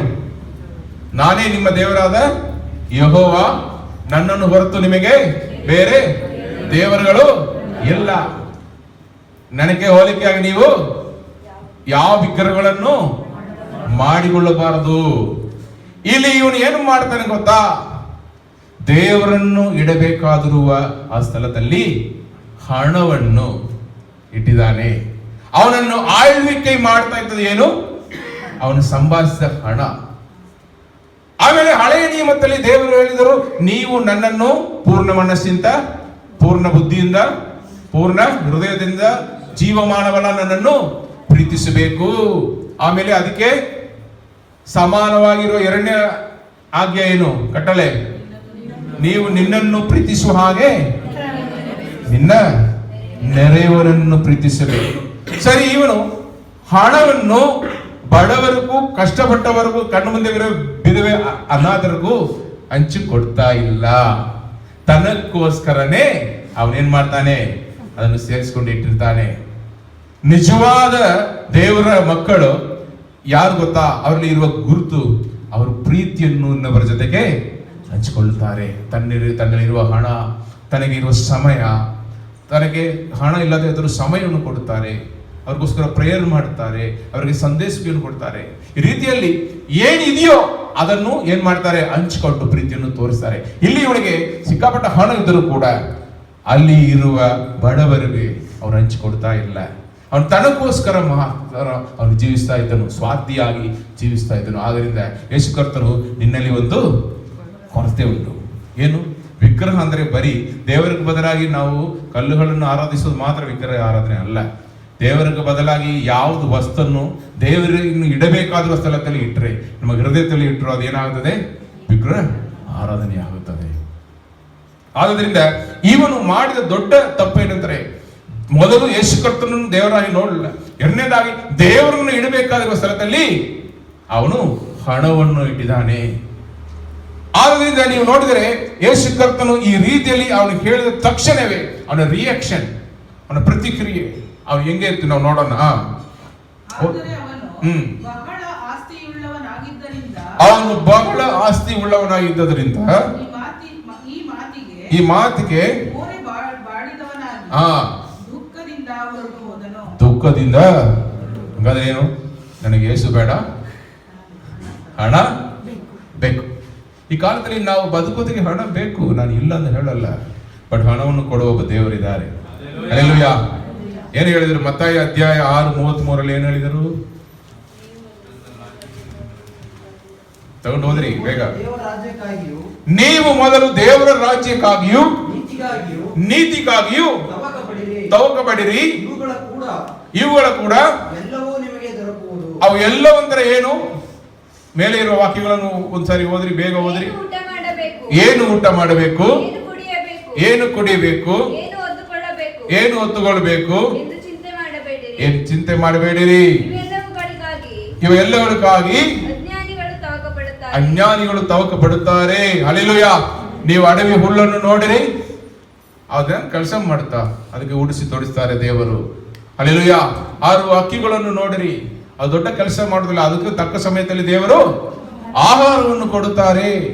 ಎಲ್ಲ ಅವರು ಸೃಷ್ಟಿ ಮಾಡಿದ ಎಲ್ಲ ಮೃಗಗಳು, ಭೂಮಿ ಮೇಲೆ ನೀರು ಒಳಗಡೆ ಇರುವ ಎಲ್ಲಕ್ಕೂ ಆಹಾರ ಕೊಡುವುದು ಯಾರು? ನಮ್ಮನ್ನು ಸೃಷ್ಟಿ ಮಾಡಿದ ದೇವರೇ. ಆದ್ದರಿಂದ ನಾವು ಈ ಲೋಕದಲ್ಲಿ ಬದುಕುವ ಲೋಕದ ಮನುಷ್ಯರು ಹೆಂಗೆ ಬದುಕುತ್ತಾರೆ? ಚೆನ್ನಾಗಿ ವಿದ್ಯಾಭ್ಯಾಸ ಪಡ್ಕೊಳ್ಬೇಕು, ಒಳ್ಳೆ ಕೆಲಸ ಸಿಗಬೇಕು, ಒಳ್ಳೆ ಸಂಬಳ ಸಿಗಬೇಕು, ಆಮೇಲೆ ಮದುವೆ, ಆಮೇಲೆ ಮಕ್ಕಳು, ಆಮೇಲೆ ಮನೆ, ಕಾರು, ಇದೆಲ್ಲ ಸೇರಿಸಿ ಆಮೇಲೆ ನಮ್ಮ ಮಕ್ಕಳು ಬೆಳೆಯುತ್ತಾರೆ, ಅವ್ರು ಚೆನ್ನಾಗಿ ವಿದ್ಯಾಭ್ಯಾಸ ಹೊಂದಿ ಅವ್ರು ಹಣ ಸಂಪಾದಿಸಿ ಅವ್ರಿಗೆ ಮದುವೆ, ಈ ಒಂದು ಸೈಕಲ್ ಅದು ನಡೀತಾ ಇರುವುದು. ಒಬ್ಬ ಶ್ರೀಮಂತನು ಬದುಕುತ್ತಾ ಇದ್ದನು, ಅವನಿಗೆ ಒಳ್ಳೆಯ ಬೆಳೆ ಸಿಕ್ಕಿತ್ತು. ಅವನು ಈ ರೀತಿಯಲ್ಲಿ ಯೋಚನೆ ಮಾಡ್ತಾ ಇದ್ದನು, ಇಷ್ಟು ಬೆಳೆ ಸಿಕ್ಕಿದ್ದಲ್ಲ, ಇದೆಲ್ಲ ಎಲ್ಲಿ ಇಡುವುದು? ನಾನು ರೂಮನ್ನು ದೊಡ್ಡದು ಮಾಡಿಸಿ ಅದು ಒಳಗಡೆ ಎಲ್ಲ ನಾನು ಇಟ್ಟು ನಾನು ನನ್ನ ಮನಸ್ಸಿಗೆ ಹೇಳವೇನು, ತಿಂದು ಕುಡಿದು ಖುಷಿಯಾಗಿರು, ಬದುಕಲ್ಲ. ದೇವರು ಹೇಳಿದರು, ಈ ರಾತ್ರಿ ನಿನ್ನ ಪ್ರಾಣ ನಿನ್ನಿಂದ ತೆಗೆಯಲ್ಪಟ್ರೆ ನೀನು ಎಲ್ಲಿಗೆ ಹೋಗುವಿ? ಕೋವಿಡ್ ಬಂತು. ಕೋವಿಡಲ್ಲಿ ಅಕಾಲ ಮರಣಗಳು. ಮನುಷ್ಯನು ಮರಣ ಹೊಂದಿದ ಮೇಲೆ ಹೆಂಗೆ ಹೋಗುತ್ತಾನೆ? ಒಬ್ಬೊಬ್ಬ ಧರ್ಮಗಳು ಒಂದೊಂದು ಹೇಳುತ್ತವೆ, ದೇವರುಗಳು ಒಂದೊಂದು ರೀತಿಯಲ್ಲಿ ಹೇಳುತ್ತಾರೆ. ಬಟ್ ನಮ್ಮ ಪಾಪ ಪರಿಹಾರಕ್ಕಾಗಿ, ಯಾಕಂದ್ರೆ ಮನುಷ್ಯನು ಪಾಪಿ, ದೇವರು ಸೃಷ್ಟಿ ಮಾಡಿದ ಮನುಷ್ಯನು ಪಾಪ ಮಾಡಿದ್ರಿಂದ ಅವನಲ್ಲಿ ಮರಣ ಬಂದಿತ್ತು, ಈ ಶಾಪ ಬಂದಿತ್ತು, ನಮಗೆ ರೋಗಗಳು, ಕಷ್ಟಗಳು, ನೋವು. ಒಂದು 40 ವಯಸ್ಸು ಆದಮೇಲೆಲ್ಲ, ನಾನು 40 ವಯಸ್ಸು ಆದಮೇಲೆ ನಾವು ಹಂಗೆ ಒಂದು ರನ್ನಿಂಗ್ ಬಸ್ಸನ್ನು ಹಿಡಿಯೋದಕ್ಕೆ ಓಡೋಕ್ಕಾಗಲ್ಲ. ಆವತ್ತೇ ಗೊತ್ತಾಯ್ತು ವಯಸ್ಸಾಯ್ತು. ಯೌವನಸ್ಥರಾಗಿರುವಾಗ ನಾನು ಕೂತ್ಕೊಂಡು ಬಸ್ಸಲ್ಲಿ ಹೋಗಿರ್ಲಿಲ್ಲ, ಯಾವಾಗಲೂ ಆ ಸ್ಟೆಪ್ಸಲ್ಲಿ ಹಾಗೇ ಕಾಲೇಜಿಗೆ ಹೋಗೋದು. 1 ಕಿಲೋಮೀಟರ್ ಇಲ್ಲ, 15 ಕಿಲೋಮೀಟರ್ ಹೋಗಬೇಕು. ಬಟ್ ಇವತ್ತು ಬಸ್ ಹಿಡಿದು ಓಡಿದೆ, 2 ಟೀ ಕುಡಿಬೇಕಾಯ್ತು. ಇರುವಾಗ ನಮ್ಮ ಶರೀರ ಈ ರೀತಿಯಲ್ಲಿ ಬಲಹೀನತೆ ಹೊಂದುವುದು, ರೋಗಗಳು ಬರುವುದು. ಆಮೇಲೆ ಒಂದೊಂದು ಕಾಲದಲ್ಲಿ 70 ಬೆಳೆಸಿದ್ರೆ 80 ಅಷ್ಟೇ, ಜೀವನ ಮುಗಿದೋಗಿಬಿಡುತ್ತೆ. ಈ ಕಾಲದಲ್ಲೆಲ್ಲ ಶುಗರು, BP, ಅದು ಇದು ಯಾವಾಗ ಹೋಗುತ್ತಾರೋ ಗೊತ್ತಿಲ್ಲ. 40-45 ನನ್ನ ಫ್ರೆಂಡ್ಸ್ ಎಷ್ಟೋ ಜನರು ಇವತ್ತು ನನ್ನ ಜೊತೆ ಇಲ್ಲ, ಸುಮಾರು ಫ್ರೆಂಡ್ಸ್ ಇಲ್ಲ ನನ್ನ ವಯಸ್ಸಲ್ಲಿ ಇರುವವರು, 45 ಇರುವವರೇ. ಆದರೆ ನಮ್ಮ ಜೀವನ ನಾವು ಅದನ್ನು ಬಹುಮೂಲ್ಯವಾಗಿ ನಾವು ನೋಡಬೇಕು. ಯಾಕಂದ್ರೆ ಈ ಶ್ವಾಸವನ್ನು ಕೊಟ್ಟವರು, ನಮ್ಮನ್ನು ಸೃಷ್ಟಿ ಮಾಡಿದ ದೇವರು. ನಾವು ಪಾಪ ಮಾಡಿದರಿಂದ ನಾವು ಈ ರೀತಿಯಲ್ಲಿ ಶಾರೀರಿಕ ಮರಣ, ಆತ್ಮಿಕ ಮರಣ, ಆಮೇಲೆ ಪಾಪಿಯಾಗಿ ಬದುಕುವವನಿಗೆ ನಿತ್ಯ ಮರಣ. ಬಟ್ ನಮ್ಮನ್ನು ರಕ್ಷಿಸಿ ಕಾಪಾಡುವುದಕ್ಕಾಗಿ ದೇವರು ಬೇರೆ ಯಾರನ್ನು ಕಳಿಸಿರಲಿಲ್ಲ, ಅವರೇ ಇಳಿದು ಬಂದರು. ಹಲ್ಲೆಲೂಯಾ. ಅವರೇ ಇಳಿದು ಬಂದು ನಮ್ಮ ಪಾಪ ಪರಿಹಾರಕ್ಕಾಗಿ ಅವರೇ ಬಲಿಯಾದರು. ಸಬ್ಸ್ಟಿಟ್ಯೂಟ್. ನೀವು ನಾವು ಪಡ್ಕೊಳ್ಳಬೇಕಾದ ದಂಡನೆಯನ್ನು ಯೇಸು ಕರ್ತನು ತನ್ನ ಮೇಲೆ ಹೊತ್ತುಕೊಂಡದರಿಂದ ಆ ಎಲ್ಲ ಬಲಿಗಳು ಮುಗಿದೋಯಿತು. ಒಂದೇ ಬಲಿಯಾಗಿ ಯೇಸು ಕರ್ತನು ತನ್ನನ್ನು ಒಪ್ಪಿಸಿಕೊಟ್ಟದರಿಂದ ನಂಬುವವರಿಗೆ ಪಾಪ ಕ್ಷಮಾಪಣೆ ಉಂಟಾಗುತ್ತದೆ. ನಂಬುವವರೇ ಬರಲಿಕ್ಕಿರುವ ದೇವರ ನ್ಯಾಯ ತೀರ್ಪು. ಲೋಕ ಒಂದು ಕಾಲದಲ್ಲಿ ಜಲಪ್ರಳಯದಿಂದ ದೇವರು ಅಳಿಸಿಬಿಟ್ರು, ಇವತ್ತು ಬೆಂಕಿಯಿಂದ ಅಳಿಸುತ್ತಿದ್ದಾರೆ. ಇರುವಾಗ ಈ ಭೂಮಿ ಇಲ್ಲದೆ ಹೋಗುವುದು. ಆದರೂ ಯೇಸು ಕರ್ತನ ಮೇಲೆ ನಂಬಿಕೆ ಇಟ್ಟು ಅವರೊಂದಿಗೆ ಇರುವವರಿಗೆ ದೇವರು ಏನು ಕೊಡ್ತಾರೆ? ಆ ಒಂದು ನ್ಯಾಯ ತೀರ್ಪಿಂದ, ಆ ಒಂದು ನಾಶನದಿಂದ ಕಾಪಾಡಿ ಪರಲೋಕ ರಾಜ್ಯದಲ್ಲಿ ನಿತ್ಯ ಜೀವನನ್ನು ನಮಗಾಗಿ ಕೊಳ್ಳುತ್ತಿದ್ದಾರೆ. Hallelujah. It's a good news, ಸುವಾರ್ತೆ. ಇದಕ್ಕೆ ನೀವು ನಾನು ಏನು ಕಷ್ಟಪಡಬೇಕು ಅಂತ ಅವಶ್ಯಕತೆ ಇಲ್ಲ. ಅವರು ಶಿಲುಬೆ ಮೇಲೆ ಎಲ್ಲ ಹೊತ್ತು ತೀರಿಸಿಬಿಟ್ಟಿದ್ದಾರೆ. ಹಲ್ಲೆಲೂಯಾ. ಆದ್ರಿಂದ ನಾವು ಕಷ್ಟಪಟ್ಟು ದುಡಿದು ಸಂಪಾದಿಸಿ ಅದಕ್ಕೋಸ್ಕರನೇ ಪ್ರಯಾಸಪಟ್ಟು ಮಕ್ಕಳು ದೊಡ್ಡದಾದ ಮೇಲೆ ಅವ್ರು ನಮಗೆ ಮರ್ಯಾದೆ ಕೊಡುವುದಿಲ್ಲ. ಆವಾಗ ನಮಗೆ ನೋವು ಬರುತ್ತೆ. ಇದೆಲ್ಲ ಸಂಪಾದಿಸಿಕೊಟ್ಟು ಏನು ಪ್ರಯೋಜನ ಅಂತ ನಾವು ಹೇಳಬೇಕು. ಹಾಗಿದ್ದಾನೆ ಇರುವಾಗ ನಮ್ಮ ಜೀವನ ಅರ್ಥಪೂರ್ವವಾಗಿ ಇರಬೇಕಾದ್ರೆ ನಮ್ಮನ್ನು ಸೃಷ್ಟಿ ಮಾಡಿದವರು ನಮ್ಮನ್ನು ಯಾಕೆ ಸೃಷ್ಟಿ ಮಾಡಿದರೋ ಆ ಒಂದು ಉದ್ದೇಶವನ್ನು ಅನುಸರಿಸಿ ನಾವು ಬದುಕಿದರೆ ಅದು ಅರ್ಥಪೂರ್ವವಾಗುವುದು. ಹಲ್ಲೆಲೂಯಾ. ಇಲ್ಲಿ ನೀವು ನೋಡಿದರೆ ಅವನು ಹಣ ಸಂಪಾದಿಸಿ ಇಟ್ಟುಕೊಂಡಿದ್ದಾನೆ. ಅವನಿಗೋಸ್ಕರ ಒಂದು ಆಧ್ಯಾತ್ಮಿಕ ಜೀವನ ಅವನು ಆರಿಸಿ ಇಟ್ಟುಕೊಂಡು ಇದೇ ನನ್ನ ಜೀವನ, ಕಟ್ಟಳೆಗಳು ಹೇಳುವುದನ್ನೆಲ್ಲ ಹಿಂಬಾಲಿಸುವುದಿಲ್ಲ. ಅಷ್ಟೇ, ಇಷ್ಟು ಕಟ್ಟಳೆಗಳು ನಾನು ಹಿಂಬಾಲಿಸುವೇನು. ಮೊದಲನೇದಾಗಿ ಇರುವ ಕಟ್ಟಳೆಯನ್ನೇ ಅವನು ಹಿಂಬಾಲಿಸಲಿಲ್ಲ. ಕಟ್ಟಳೆಗಳನ್ನು ಯಾರು ಪೂರ್ತಿಯಾಗಿ ಹಿಂಬಾಲಿಸೋದಕ್ಕೆ ಆಗಲ್ಲ. ನಾನು ನಿಮಗೆ ತೋರಿಸ್ತೇನೆ. ಯಾಕೋಬನ ಅಧ್ಯಾಯ 2 ವಾಕ್ಯ 10-11 ಓದಿರಿ. ಯಾಕೋಬನು ಬರೆದಿರುವ ಪತ್ರಿಕೆ ಅಧ್ಯಾಯ 2 ವಾಕ್ಯ 10-11. ಯಾರು ಕಟ್ಟಳೆಯನ್ನು ಪೂರ್ಣವಾಗಿ ಹಿಂಬಾಲಿಸೋಕೆ ಆಗಲ್ಲ. ಯಾಕಂದ್ರೆ ಯಾವನಾದರೂ ಧರ್ಮಶಾಸ್ತ್ರವನ್ನೆಲ್ಲ ಕೈಗೊಂಡು ನಡೆದು ಒಂದೇ ಒಂದರಲ್ಲಿ ತಪ್ಪಿದರೆ ಅವನು ಎಲ್ಲಾ ವಿಷಯದಲ್ಲಿಯೂ ಅಪರಾಧಿಯಾಗುತ್ತಾನೆ. ವ್ಯಭಿಚಾರ ಮಾಡಬಾರದೆಂದು ಹೇಳಿದವನೇ ನರಹತ್ಯೆ ಮಾಡಬಾರದೆಂದಲೂ ಹೇಳಿದನು. ಆದ ಕಾರಣ ನೀನು ವ್ಯಭಿಚಾರ ಮಾಡದೇ ಇದ್ದರೂ ನರಹತ್ಯೆ ಮಾಡಿದರೆ ಧರ್ಮ ಪ್ರಮಾಣವನ್ನು ಮೀರಿದವನಾದಿ. ಹಲ್ಲೆಲೂಯಾ. ಇಲ್ಲಿ ನೀವು ನೋಡಿದರೆ ಕಟ್ಟಳೆಗಳು 10 ಕಟ್ಟಳೆಗಳು ಕೊಡಲ್ಪಟ್ಟಿವೆ. ಅಲ್ಲಿ ಒಂದಲ್ಲಿ ತಪ್ಪಿದ್ರು ನೀವು ದೋಷಿ ಆಗುತ್ತೀರಿ. ನೀವು ದೋಷಿ ಆಗುವಾಗ ಅದಕ್ಕೆ ತಕ್ಕಂತ ದಂಡನೆ ನಿಮಗೆ ಸಿಗುತ್ತೆ. ಅದಕ್ಕೆ ಹಳೆಯ ನಿಯಮದಲ್ಲಿ ಬಲಿಗಳನ್ನು ಸಮರ್ಪಿಸಬೇಕು. ಕುರಿಮರಿಗಳನ್ನು ತಂದು ಅದನ್ನು ಬಲಿ ಕೊಟ್ಟು ಆ ರಕ್ತವನ್ನು ತಗೊಂಡು ಹೋಗಿ ಸಮರ್ಪಿಸಬೇಕು. ರಕ್ತದಾನ ಇಲ್ಲದೆ ಪಾಪ ಕ್ಷಮಾಪಣೆ ಇಲ್ಲ. ಅದು ಬಲಿಯನ್ನು ಯಾಕೆ ದೇವರು ಆ ಸಿಸ್ಟದಲ್ಲಿ ತಂದಂದ್ರೆ ಬರ್ಲಿಕ್ಕಿರುವ ಯೇಸು ಕರ್ತನನ್ನು ನಮಗಾಗಿ ಬಲಿಯಾಗುವರು, ನಮಗಾಗಿ ಶಿಲುಬೆಯಲ್ಲಿ ನಮ್ಮ ಪಾಪ ಪರಿಹಾರಕ್ಕಾಗಿ ಬಲಿಯಾಗುವರೆಂದು ತೋರಿಸುವಂತದ್ದಾಗಿರುತ್ತೆ. ಹಲ್ಲೆಲೂಯಾ. ಆದ್ರಿಂದ ನಿತ್ಯ ಜೀವನವನ್ನು ನಾವು ಪಡೆದುಕೊಳ್ಳಬೇಕಾದ್ರೆ ನಮಗಾಗಿ ಒಂದು ದೇವರೇ ಇಳಿದು ಬಂದು ಬಲಿಯಾಗಬೇಕು. ಪರಿಶುದ್ಧ ಬಲಿಯನ್ನು ಉಂಟಾಗಬೇಕು. ಮನುಷ್ಯನನ್ನು ಕಾಪಾಡೋಕ್ಕಾಗಲ್ಲ. ಎಷ್ಟು ಮನುಷ್ಯನು ತನ್ನನ್ನು ಕಾಪಾಡುವುದಕ್ಕೆ ಹಣವನ್ನು ಸೇರಿಸಿ ಇಟ್ಟುಕೊಂಡರು, ಅವನು ಎಷ್ಟು ಎಕ್ಸರ್ಸೈಸ್ ಮಾಡಿ ಬಲವನ್ನು ಹೊಂದಿಕೊಂಡರು, ಒಂದು ದಿವಸ ಆರೋಗ್ಯ ಕೊರತೆ ಬಂದರೆ ಏನು ಆಗುತ್ತದೋ ನಮಗೆ ಗೊತ್ತಿಲ್ಲ. ಮನುಷ್ಯನ ಎಷ್ಟು ನಾವು ಪುಣ್ಯ ಕಾರ್ಯಗಳು ಮಾಡೋದ್ರಿಂದ ನಾವು ಪೂರ್ಣವಾಗಿ ಬದುಕೋದಕ್ಕಾಗಲ್ಲ. ದೇವರ ರಕ್ಷಣೆಯಲ್ಲಿ ನಾವು ಪಾಲುಗಾರರಾಗುವಾಗ, ಯೇಸು ಕರ್ತನನ್ನು ನಮ್ಮ ಜೀವನದಲ್ಲಿ ಸ್ವಂತ ರಕ್ಷಕನಾಗಿ ಸ್ವೀಕರಿಸುವಾಗಲೇ ನಾವು ಬಿಡುಗಡೆ ರಕ್ಷಣೆಯನ್ನು ಹೊಂದುತ್ತೇವೆ. ಸತ್ಯ ವಾಕ್ಯ ಹೇಳುತ್ತದೆ ಯೋಹನ ಅಧ್ಯಾಯ 3:16 ಯೋಹನ ಅಧ್ಯಾಯ 3:16 ನಿಮಗೆಲ್ಲ ಗೊತ್ತಿರುವ ವಾಕ್ಯ, ನೋಡದೆ ಹೇಳ್ಬೋದು. ದೇವರ ಲೋಕದ ಮೇಲೆ ಎಷ್ಟೋ ಪ್ರೀತಿಯನ್ನಿಟ್ಟು ತನ್ನ ಒಬ್ಬನೇ ಮಗನನ್ನು ಕೊಟ್ಟನು. ಆತನನ್ನು ನಂಬುವ ಒಬ್ಬನಾದರೂ ನಾಶವಾಗದೆ ಎಲ್ಲರೂ ನಿತ್ಯ ಜೀವವನ್ನು ಪಡೆಯಬೇಕೆಂದು ಆತನನ್ನು ಕೊಟ್ಟನು. ಹಲ್ಲೆಲೂಯಾ. ಇಲ್ಲಿ ನೀವು ನೋಡಿದರೆ ಯೇಸು ಕರ್ತನಲ್ಲಿಯೇ ನಿತ್ಯ ಜೀವ. ಅವನು ಏನು ಹುಡುಕಿ ಬಂದಿದ್ದಾನೆ? ನಿತ್ಯ ಜೀವನವನ್ನು ಹುಡುಕಿ ಬಂದಿದ್ದಾನೆ. ನಾನು ನಿತ್ಯ ಜೀವನದಲ್ಲಿ ಪಾಲುಗಾರ ಆಗಬೇಕಂದ್ರೆ ಏನು ಮಾಡಬೇಕು? ಕಳುಹಿಸಲ್ಪಟ್ಟ ಯೇಸು ಕರ್ತನ ಮೇಲೆ ನಂಬಿಕೆ ಇಡಬೇಕು. ಇಲ್ಲಿ ಬಂದ ಯಹೂದ್ಯರಿಗೆ ಯೇಸು ಕರ್ತನ ಮೇಲೆ ನಂಬಿಕೆ ಇಲ್ಲ. ಅವನು ಬೋಧಕರಾಗಿ ನೋಡಿದನು. ಎರಡನೇದಾಗಿ ಅವನು ಕಟ್ಟಳೆಯನ್ನ ಹಿಂಬಾಲಿಸಿ ಬಂದ ನೋಡಿದ್ರೆ ಮೊದಲನೇದಾಗಿರುವ ಕಟ್ಟಳೆಯನ್ನೇ ಅವನು ಹಿಂಬಾಲಿಸಲಿಲ್ಲ. ಆದ್ರಿಂದ ಅವನಿಗೆ ಪ್ರೀತಿಯಿಂದ ದೇವರು ಹೇಳಿಕೊಡ್ತಾರೆ, ಮಗನೇ ನಿನ್ನಲ್ಲಿ ಒಂದು ಕೊರತೆ ಉಂಟು, ನೀನು ಅದನ್ನು ಸರಿಪಡಿಸಿಬಿಟ್ಟು ವಾ, ನನ್ನನ್ನು ಹಿಂಬಾಲಿಸು, ನಿತ್ಯ ಜೀವನನ್ನು ಪಡ್ಕೊಳ್ಳುವಿ ಎಂದು ಅವರು ಪ್ರೀತಿಯಿಂದ ಹೇಳ್ತಾರೆ. ಸರಿಪಡಿಸಿಬಿಟ್ಟು ಬಾ, ಸ್ವಲ್ಪ ನಿನ್ನಲ್ಲಿರುವ ಹಣವನ್ನು ಹಂಚಿಕೊಡು, ಆವಾಗ ನಾನು ನಿನ್ನನ್ನು ಸ್ವೀಕರಿಸ್ತೇನೆ, ನಿನಗೆ ನಿತ್ಯ ಜೀವ ಸಿಗುತ್ತೆ ಎಂದು ಹೇಳಿದರು. ಅವನಿಗೆ ಹಣವನ್ನು ಬಿಟ್ಟು ಕೊಡೋದಿಗೆ ಇಷ್ಟ ಇಲ್ಲ. ಅದನ್ನಲ್ಲಿ ಹೇಳ್ತಾನೆ, ಆಧ್ಯಾತ್ಮಿಕ ಜೀವನವನ್ನು ನೀವು ತಿಳಿದಿರುವ ಅರ್ಥ ಮಾಡಿಕೊಂಡಿರುವ ರೀತಿ ಬೇರೆ, ಸತ್ಯವೇದ ಹೇಳುವ ರೀತಿ ಬೇರೆಯಾಗಿದೆ. ನೀವು ಸತ್ಯವೇದವನ್ನು ಧ್ಯಾನಿಸುವಾಗಲೂ, ನೀವು ಸಭೆಗಳಲ್ಲಿ ಬಂದು ಆರಾಧನೆಯಲ್ಲಿ ನೀವು ಭಾಗವಹಿಸುವಾಗಲೂ, ನೀವು ಸಭೆಗಳಲ್ಲಿ ಬಂದು ಬೋಧಕರ ಮುಖಾಂತರ ಆ ಟೀಚಿಂಗ್ ನೀವು ಕಲಿತುಕೊಳ್ಳುವಾಗಲೂ, ನೀವಾಗಿ ಕೂತ್ಕೊಂಡು ಸತ್ಯವೇದವನ್ನು ನೀವು ಓದುವಾಗಲೂ ನಮಗೆ ನಿಜವಾದ ಆಧ್ಯಾತ್ಮಿಕ ಜೀವನ ಏನೆಂದ್ರೆ ನಮಗೆ ಗೊತ್ತಾಗುತ್ತದೆ. ಅದರಲ್ಲಿ ಏನು ಮಾಡಬೇಕು, ಏನು ಮಾಡಬಾರದು, ಇದೆಲ್ಲ ನಮಗೆ ಗೊತ್ತಾಗುವುದು ನಾವು ಸತ್ಯವೇದವನ್ನು ಧ್ಯಾನಿಸುವಾಗಲೇ. ಅದಕ್ಕೆ ಇಲ್ಲಿ ಯೇಸು ಕರ್ತನೇ ವಾಕ್ಯ. ಯೇಸು ಕರ್ತನು ಆ ಶ್ರೀಮಂತನನ್ನು, ಯಹೂದಿಯನ್ನು, ಆ ಯವನಸ್ಥನ್ನು ನೋಡಿ ಹೇಳುತ್ತಾರೆ, ನೀನು ಅರ್ಥ ಮಾಡಿಕೊಂಡಿರುವ ರೀತಿ ಬೇರೆ, ನಾನು ನಿನಗೆ ಇವತ್ತು ತೋರಿಸ್ತೇನೆ. ನಿನ್ನಲ್ಲಿ ಕೊರತೆ ಉಂಟು, ಹಣವೆಲ್ಲವನ್ನು ಮಾರಿ ಯಾರು ಕೊಡಬೇಕು? ಬಡವರಿಗೆ. ಅವ್ರಿಗೆ ಪ್ರೀತಿ ತೋರಿಸು, ಆಮೇಲೆ ನನ್ನನ್ನು ಬಂದು ಹಿಂಬಾಲಿಸು ಎಂದು ಹೇಳಿದರು. ಹಾಗಾದರೆ ದೇವರಿಂದ ಏನನ್ನು ಕಲಿಬೇಕು? ಆತ್ಮೀಯತೆಯನ್ನು ಕಲಿಯಬೇಕು. ಹಲ್ಲೆಲೂಯಾ. ನೆಕ್ಸ್ಟ್ ಪಾಯಿಂಟ್ ಮುಂದೆ ಓದಿರಿ ಮಾ. 18ನೇ ಅಧ್ಯಾಯ ತಗೊಂಡು ಓದಿರಿ. ಲೂಕನ 18ನೇ ಅಧ್ಯಾಯ.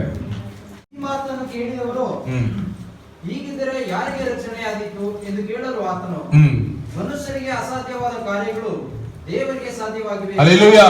ಯಾರಿಗೆ ರಕ್ಷಣೆ ಆಗುವುದು? ಹಿಂಗಾದ್ರೆ ನಾವು ನೋಡಿದ್ದೇವೆ, ಈ ದೊಡ್ಡ ಶ್ರೀಮಂತನು ಎಲ್ಲ ಕಟ್ಟಳೆಗಳನ್ನು ಹಿಂಬಾಲಿಸಿ ಬಂದವನು ಎಂದು ಅವನು ಹೇಳ್ತಾನೆ, ಅವನಿಗೆ ರಕ್ಷಣೆ ಆಗುವುದಿಲ್ಲ ಅಂದ್ರೆ ನಾವೆಲ್ಲ ಬೆಸ್ತರು, ಮೀನು ಹಿಡಿಯುವವರೇ, ನೀವು ಕರೆದ್ರೆ ನಾವು ಬಂದ್ಬಿಟ್ಟೇವೆ. ನಾನು ಮೊದಲೇ ಹೇಳಿದೆ, ಪಾಪಿಯಾಗಿ ಇರುವ ನನ್ನನ್ನು ಬಿಟ್ಟು ದೂರ ಹೋಗಿರಿ, ಆದ್ರೂ ನೀವು ನಮ್ಮನ್ನು ಬಿಡದೆ ಶಿಷ್ಯರಾಗಿ ಆರಿಸಿಕೊಂಡಿದ್ದೀರಿ. ಅವನ ತರ ನಾವು ಇಲ್ಲ. ಯಾಕಂದ್ರೆ ಯಾರಿಗೆ ರಕ್ಷಣೆ ಉಂಟಾಗುವುದು, ಯಾರು ರಕ್ಷಣೆ ಹೊಂದುವರು ಎಂದು ಅವನು ಹೇಳುತ್ತಾನೆ. ಅದಕ್ಕೆ ಯೇಸು ಕರ್ತರು ಏನು ಉತ್ತರ ಕೊಡ್ತಾರೆ?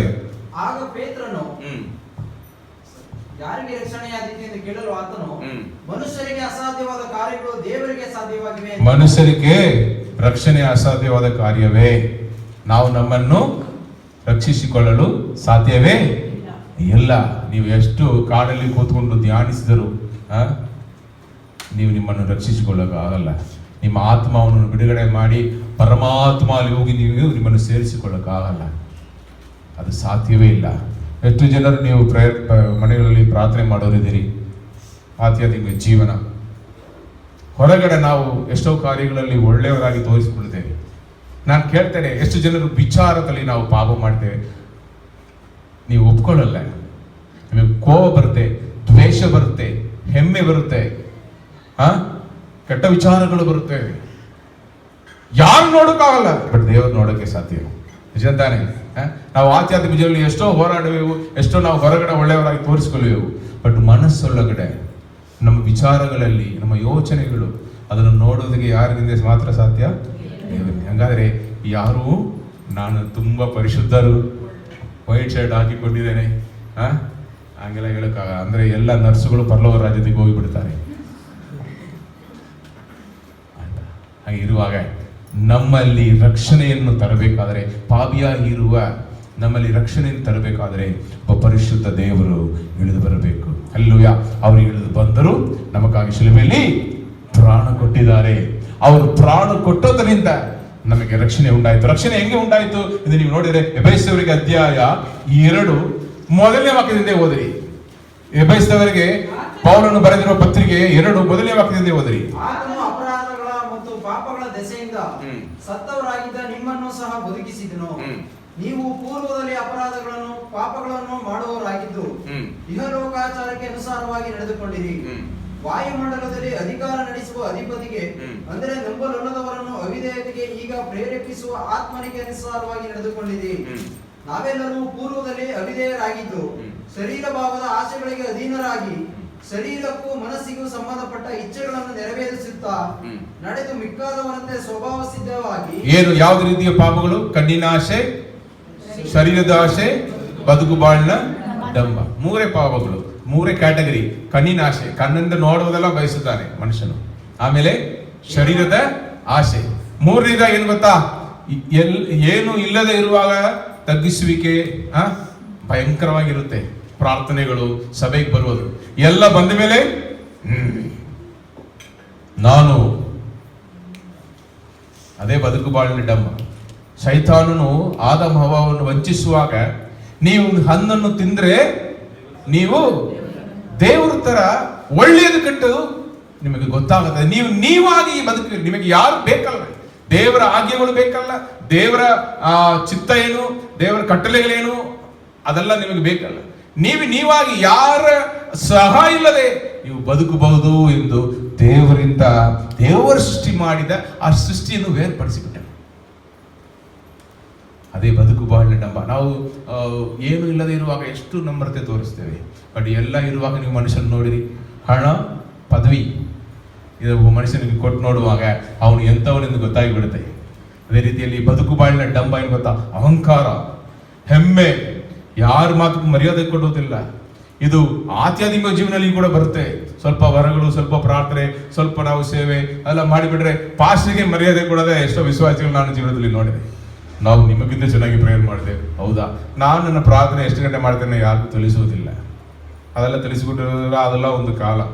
ಅದು ಚಿಕ್ಕ ಮೀನ್ಸ್ ಇಮ್ಮೆಚುರಿಟಿ ಆಗಿರುವಾಗ. ಈ ಕಾಲದಲ್ಲಿ ನಾವು ಎಷ್ಟು ಗಂಟೆ ಪ್ರೇಯರ್ ಮಾಡ್ತೇವೆ, ಯಾವಾಗ ಪ್ರೇಯರ್ ಮಾಡ್ತೇವೆ ಅದೆಲ್ಲ ನಾನು ತಿಳಿಸ್ಕೊಡೋದಿಲ್ಲ. ಹಾಗಾದರೆ ಅದು ನಮಗೆ ಒಂದು ಹೆಮ್ಮೆಯನ್ನು ಉಂಟು ಮಾಡುತ್ತದೆ. ಬಟ್ ನೀವು ನೋಡಿದ್ರೆ ಕೆಲವೊಂದು ವಿಶ್ವಾಸಿಗಳು ಕೂಡ ಬಂದು ನಿಮಗೆ ಇದು ಗೊತ್ತಾ ಅದು ಗೊತ್ತಾ, ನಾನು ಹೇಗೆ ನಗುತ್ತಾ ಕೇಳ್ತಾರೆ. ಸ್ವಲ್ಪ ಕಾಲದಲ್ಲೇ ಹೆಮ್ಮೆ ಬಂದ್ಬಿಡುತ್ತೆ. ಅದೆಲ್ಲ ದೇವರಿಗೆ ಇಷ್ಟ ಇಲ್ಲದ ಕಾರ್ಯಗಳು. ನಾವು ಯಾವಾಗಲೂ ಯೇಸು ಕರ್ತನ ಹಾಗೆ ಇರಬೇಕು. ಹಲ್ಲೆಲೂಯಾ. ಅವರು ದೇವರಿಗೆ ಸಮಾನವಾಗಿದ್ದರು. ಅವರು ಈ ಲೋಕಕ್ಕೆ ಇಳಿದು ಬರುವಾಗ ಮನುಷ್ಯನ ರೂಪದಲ್ಲಿ, ನರ ರೂಪದಲ್ಲಿ ಅವರು ಶಿಲುಬೆಯಲ್ಲಿ ಪ್ರಾಣ ಕೊಡುವ ತನಕ ಅವರು ವಿಧೇಯರಾಗಿ ಇದ್ದುದನ್ನು ನಾವು ನೋಡುತ್ತೇವೆ. ತನ್ನನ್ನು ತಗ್ಗಿಸಿಕೊಳ್ತಾರೆ. ಅವರು ದೇವರು ತಾನೆ. ಶಿಲುಬೆಯಲ್ಲಿ ಯಾಕೆ ಹೋಗಬೇಕು?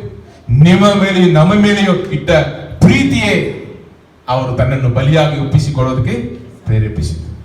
ಹಲ್ಲೆಲೂಯಾ. ಹಾಗೆ ಇರುವಾಗಲೇ ನೀವು ನೋಡಿದರೆ ಇಲ್ಲಿ ಅವನು ಪ್ರಶ್ನೆ ಏನು?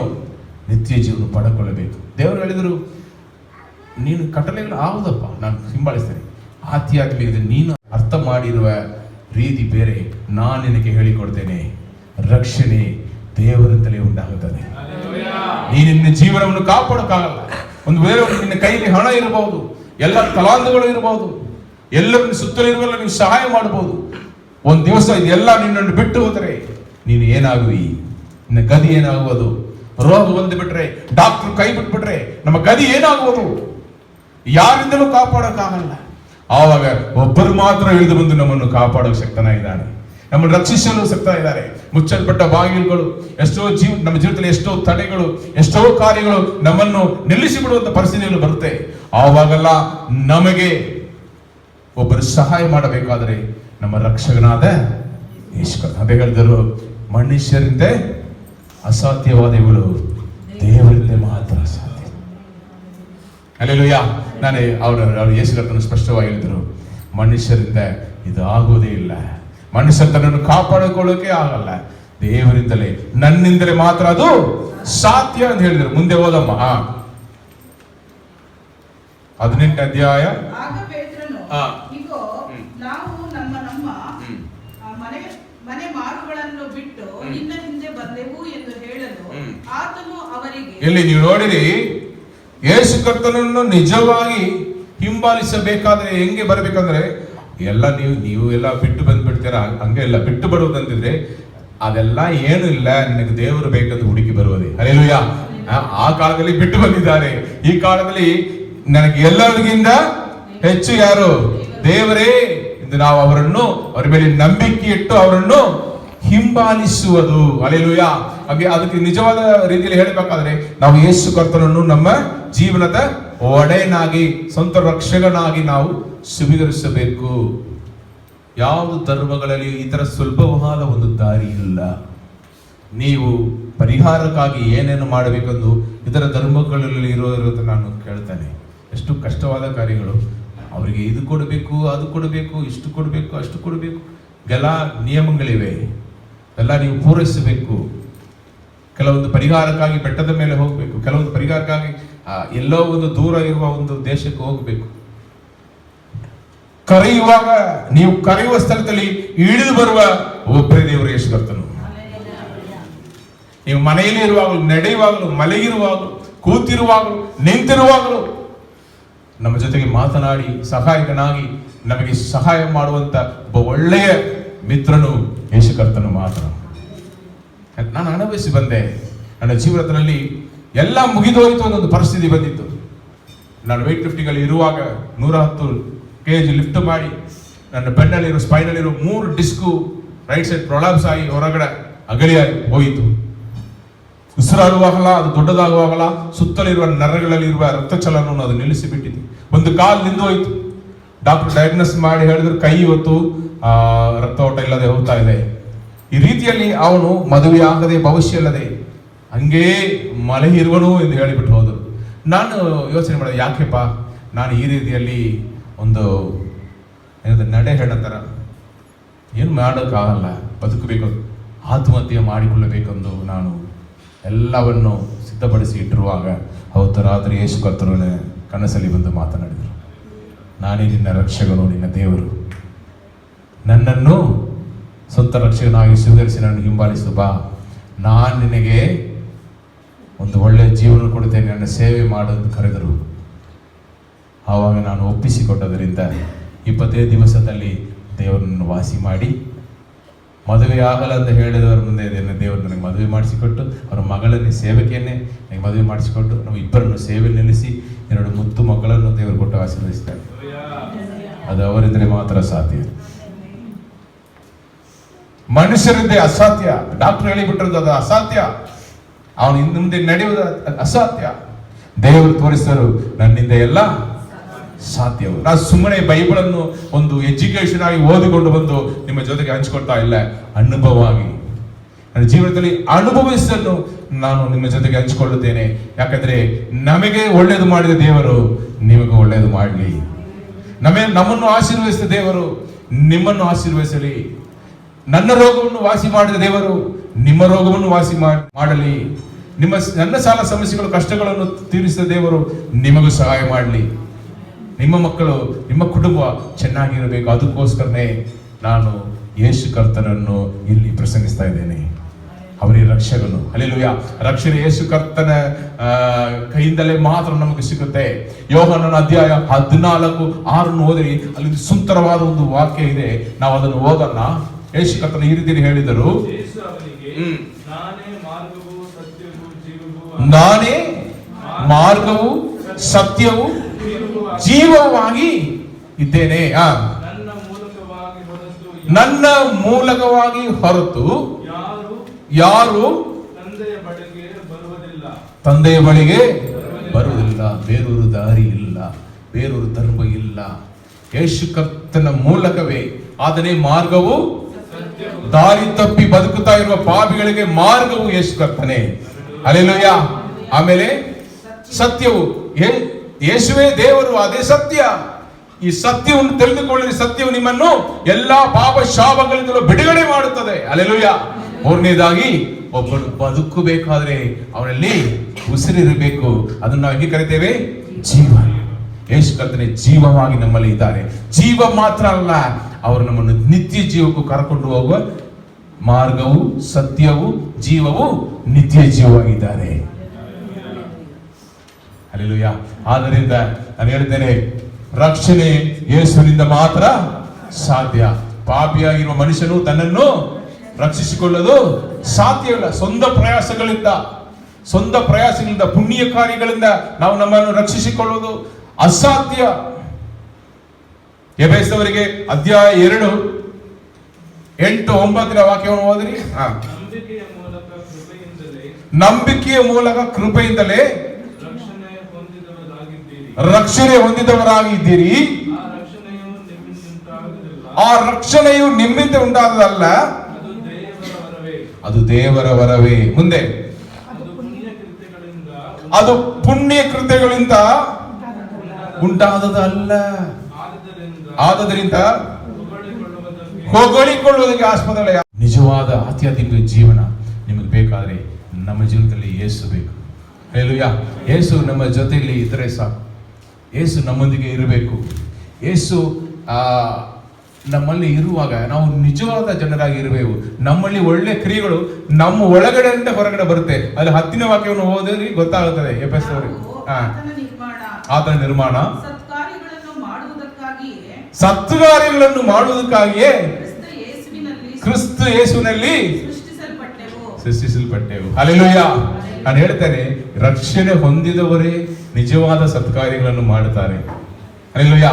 ಅವರು ಪೂರ್ಣ ಮನಸ್ಸಿಂದ ಹೆಂಗಾದ್ರೂ ಇನ್ನೊಬ್ಬರು ರಕ್ಷಣೆ ಹೊಂದಬೇಕು ಎಂದು ಅವರು ಸತ್ಕಾರ್ಯಗಳು ಮಾಡುವುದರಿಂದ ಅವ್ರು ಮಾಡುವ ಸತ್ಕಾರ್ಯ ಸತ್ಯ. ಹಲ್ಲೆಲೂಯಾ. ಆದ್ರೆ ನೀವು ಅರ್ಥ ಮಾಡಿಕೊಳ್ಳಿರಿ, ನಾವು ಪುಣ್ಯ ಕಾರ್ಯಗಳಿಂದ ಅವೇನು ಮಾಡೋಕ್ಕಾಗಲ್ಲ, ನಾವು ರಕ್ಷಣೆ ಹೊಂದೋದಕ್ಕಾಗಲ್ಲ. ಬಟ್ ದೇವರಿಂದ ಎಲ್ಲ ಸಾಧ್ಯ. ಯೇಸು ಕರ್ತನಿಂದ ಎಲ್ಲ ಸಾಧ್ಯ. ಮನುಷ್ಯರಿಂದ ಸಾಧ್ಯ ಇಲ್ಲದ ಕಾರ್ಯಗಳು ದೇವರಿಂದ ಸಾಧ್ಯವಾಗಿದೆ. ಇಲ್ಲಿ ಪೇತ್ರನು ಹೇಳ್ತಾನೆ, ನಾವು ಎಲ್ಲ ಬಿಟ್ಟು ಬಂದಿದ್ದೇವೆ, ಯೇಸುವನ್ನು ಹಿಂಬಾಲಿಸ್ತೇವೆ, ನಿಮ್ಮನ್ನು ಹಿಂಬಾಲಿಸ್ತೇವೆ, ನಮಗೇನು ಸಿಗುತ್ತೆ? ಯೇಸುವನ್ನು ಹಿಂಬಾಲಿಸುವವರೇ, ಯೇಸುವನ್ನು ಹುಡುಕಿ ಬಂದವರೇ, ನಿಮಗೆ ಯೇಸು ಏನು ಕೊಳ್ಳಿದ್ದಾರೆ? ನಾನು ಈ ಸತ್ಯವೇದದಲ್ಲಿ ನಿಮಗೆ ಸ್ಪಷ್ಟವಾಗಿ ನಾನು ತೋರಿಸಲು ಬಯಸುತ್ತೇನೆ. 29ನೇ ವಾಕ್ಯವನ್ನು ಓದಿರಿ. ನಿಮಗೆ ಸತ್ಯವಾಗಿ ಹೇಳುತ್ತೇನೆ, ಯಾವನು ದೇವರ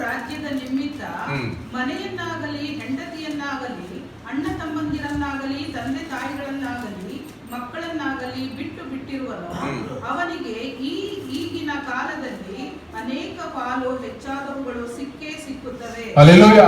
ಈ ಲೋಕದಲ್ಲಿ ನಿಮಗೆ 100% ಆಶೀರ್ವಾದಗಳನ್ನು ನೀವು ಏನೆಲ್ಲ ಬಿಟ್ಟು ಬಂದಿದ್ದೀರೋ ಇದೆಲ್ಲ ನನಗೆ ಇಲ್ಲ ಅಂತ ಹೇಳ್ತೀರೋ, ಯೇಸುವನ್ನು ಹಿಂಬಾಲಿಸಿ ಬರುವಾಗ ನಿಮಗೆ ಎಲ್ಲ ಅಗತ್ಯತೆಗಳನ್ನು ಪೂರೈಸುವ ದೇವರಿದ್ದಾರೆ. ನೀವು ಹುಡುಕಿ ಪ್ರಯಾಸ ಪಟ್ಟು ಸಂಪಾದಿಸಿ ಕೈಯಲ್ಲಿ ಏನು ನಿಲ್ತಾ ಇದೆ ಅಲ್ವಾ, ಯೇಸುವನ್ನು ಹುಡುಕಿ ಯೇಸುವನ್ನು ಹಿಂಬಾಲಿಸಿರಿ. ಸ್ಥಿರವಾದ ಆಶೀರ್ವಾದಗಳು, ನೆಲೆಗೊಂಡಿರುವ ಆಶೀರ್ವಾದಗಳು ಈಗ ಲೋಕದಲ್ಲಿ ನಿಮಗೆ ಸಿಗುತ್ತೆ. ಸಮಾಧಾನಕರವಾಗಿ, ಸಾಲ ಸಮಸ್ಯೆಗಳಿಲ್ಲದೆ, ಮನೆ ಎದುರು ನೆಮ್ಮದಿ ಬೇಕಲ್ಲ, ಹಂಗಿದ್ದಾನೆ. ಚಿಕ್ಕ ಮನೆಯಲ್ಲಿ ನಾವು ಬಡವರಾಗಿರುವಾಗ ಒಂದು ಚಾಪೆಯಾಗಿ ಮಲಗಿದ್ರೆ ಚೆನ್ನಾಗಿ ನೆಮ್ಮದಿಯಾಗಿ ನಿದ್ರೆ ಬರುತ್ತೆ. ದೊಡ್ಡ ಮನೆ ಬಂದ್ಬಿಟ್ಟ ಮೇಲೆ ದೊಡ್ಡ ಬೆಡ್ ಮೇಲೆ ಮಲಗಿದ್ರು ಕಳ್ಳನ್ ಬಂದ್ಬಿಡ್ತಾನೋ, ಇಷ್ಟು ಹಣ ಇಟ್ಟಿರ್ತೇನೆಲ್ಲ ಅಂತ ಭಯ ಬರುತ್ತೆ, ಹಂಗಿದ್ದಾನೆ. ನಾನು ಹೇಳ್ತೇನೆ, ನಮಗೆ ಹಣ ಇದ್ರು ಇಲ್ಲದೆ ಇದ್ರು ದೇವರು ಇದ್ದಾರೆ ಎಂದಿದ್ರೆ ನೆಮ್ಮದಿಯಾಗಿ ನಿದ್ರೆ ಬರುತ್ತೆ. ಎಷ್ಟೋ ಸಾರಿ ಮನೆ ಬಾಗಿಲನ್ನು ನಾನು ಸರಿಯಾಗಿ ಲಾಕ್ ಮಾಡದೆ ಹೋಗಿ ಮಲಗಿರುತ್ತೇನೆ. ಒಳಗಡೆಲ್ಲ ವಸ್ತುಗಳಿವೆ, ಬೆಳೆ ಬಾಳು ವಸ್ತುಗಳು. ಯಾರೋ ಬಂದು ಎತ್ಕೊಂಡು ಹೋಗಿಬಿಟ್ರೆ ಎಲ್ಲ ಮುಗಿದೋಗಿಬಿಡುತ್ತೆ. ಬಟ್ ಮುಂಚಾನೆ ಎತ್ತಿಡಿದು ನಾನು ನೋಡುವಾಗ ಒಂದೇ ಒಂದು ವಾಕ್ಯವನ್ನು ಹೇಳಿ ನಾನು ದೇವರು ಸ್ತುತಿಸುವೆನು, ಹಗಲು ರಾತ್ರಿ ನನ್ನನ್ನು ಕಾಯುವ ದೇವರು. ಇಸ್ರೇಲ್ ಕಾಯುವವನು ತೂಕಡಿಸುವುದಿಲ್ಲ, ಭಕ್ತಗುಳವನ್ನು ಕಾಯುವನು ತೂಕಡಿಸುವುದಿಲ್ಲ, ನಿದ್ರಿಸುವುದಿಲ್ಲ. ನಮಗೆ ಹಗಲು ರಾತ್ರಿ ಅಲ್ಲ, ದೇವರು ಬೆಳಕಾಗಿದ್ದಾರೆ. ಅವರಿಗೆ ಹಗಲು ಇಲ್ಲ, ರಾತ್ರಿ ಇಲ್ಲ. ಹಲ್ಲೆಲೂಯಾ. ಆದ್ರಿಂದ ಅವರು ಯಾವಾಗಲೂ 24 hours ನಮ್ಮನ್ನು ನೋಡ್ತಾ ಇದ್ದಾರೆ. ಅದರಿಂದ ನಾವು ಧನ್ಯರೇ. ಆ ದೇವರಿಗೆ ಮಕ್ಕಳಾಗಿರುವ ನಾವು ಧನ್ಯರೇ. ಅವ್ರು ಹೇಳ್ತಾರೆ, ನಾನು ನಿನಗೆ 100% ಆಶೀರ್ವಾದಗಳು. ಅದನ್ನು ಮಾರ್ಕನು 10:30 ಓದ್ರಿ. ಅವನಿಗೆ ಈಗಿನ ಕಾಲದಲ್ಲಿ ಮನೆ, ಅಣ್ಣ, ತಮ್ಮ, ಅಕ್ಕ, ತಂಗಿ, ತಾಯಿ, ಮಕ್ಕಳು, ಭೂಮಿ ಇವೆಲ್ಲವೂ ಹಿಂಸೆಗಳು ಸಹಿತವಾಗಿ 100ರಷ್ಟು ಸಿಕ್ಕುತ್ತವೆ. ಸ್ವಲ್ಪ ಕಷ್ಟ ಕಾಲಗಳು ನಮ್ಮ ಜೀವನದಲ್ಲಿ ಬಂದು ಹೋಗುತ್ತೆ. ಕಷ್ಟಗಳೇ ಇಲ್ಲದಿದ್ರೆ ಅದು ಕ್ರೈಸ್ತ ಜೀವನ ಅಲ್ಲ. ಅವ್ರು ಹೇಳ್ತಾನೆ, ದೇವರೇ ಹೇಳಿಬಿಟ್ರೆ ರೇಸ್ಕೊತಾನೆ, ಈ ಲೋಕದಲ್ಲಿ ನಿಮಗೆ ಉಪದ್ರವಗಳು ಉಂಟು. ಈ ಲೋಕವನ್ನು ಬೀಳಿಸಿ ನಾವು ಪರಲೋಕ ರಾಜ್ಯದಲ್ಲಿ ಹೋಗಿ ಖುಷಿಯಾಗಿ ಇರಬಾರ್ದೆಂದು ನಮಗೆ ವಿರೋಧವಾಗಿ ಒಬ್ಬನು ಇದ್ದಾನೆ. ಅವನ ಹೆಸರೇನು? ಸೈತಾನನು. ಈ ಲೋಕವನ್ನು ಬೀಳಿಸಿ ಬಿಟ್ಟಿದ್ದಾನೆ. ಅವನ ಕೈಯಲ್ಲಿ ಆ ರಾಜ್ಯ ಸಿಕ್ಕಿತು. ಕೆಟ್ಟವರು, ದುಷ್ಟತನ ಮಾಡುವವರು ಎಲ್ಲರೂ ಅವನ ಆಳ್ವಿಕೆಯಲ್ಲಿ ಇರ್ತಾರೆ. ಅನ್ಯಾಯ ಮಾಡುವವರು, ವ್ಯಭಿಚಾರ ಮಾಡುವುದು, ಕದಿಯುವವರು, ಕಳ್ಳತನ ಮಾಡುವವರು, ಎಲ್ಲ ಪಾಪಗಳು ಮಾಡುವವರು ಅವನು ಹುಟ್ಟಿಸಿದ ಮಕ್ಕಳೇ. ಇರುವಾಗ ಈ ಲೋಕ, ಈ ನಶಿಸಿ ಹೋಗ ಲೋಕವನ್ನು ಯೇಸು ಕರ್ತನೇ ಹೇಳಿಬಿಟ್ರು, ಈ ಲೋಕದ ಅಧಿಪತಿ ಬರ್ತಾನೆ. ಅಂದ್ರೆ ದುಷ್ಟ ರಾಜ ಅವನು. ಯಾವ್ದು ರೀತಿಯ ರಾಜ?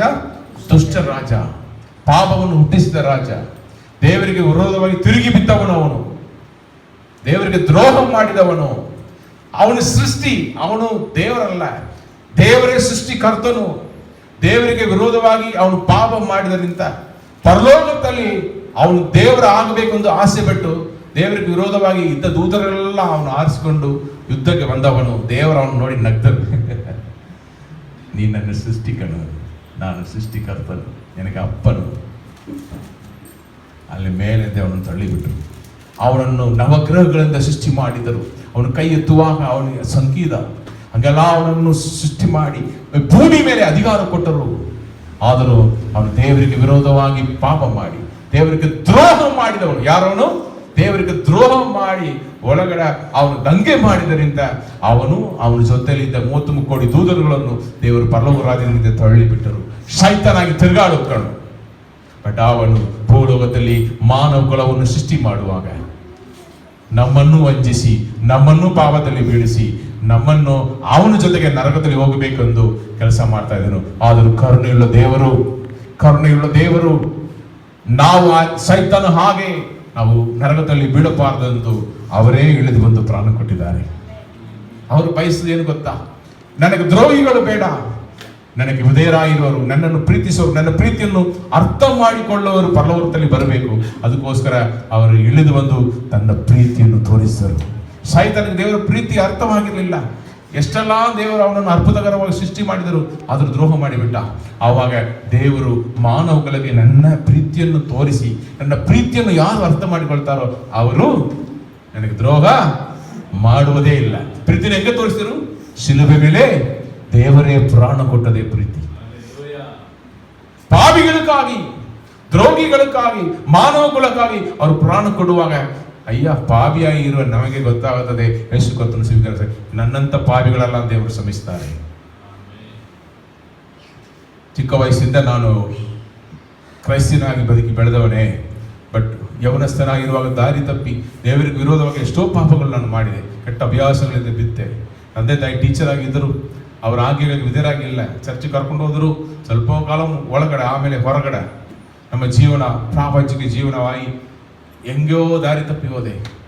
ಒಂದು ಏಟು ಕೊಟ್ಟು ನನ್ನನ್ನು ಏನು ಮಾಡಿದರೆ ತಿರುಗಿ ತಂದರು.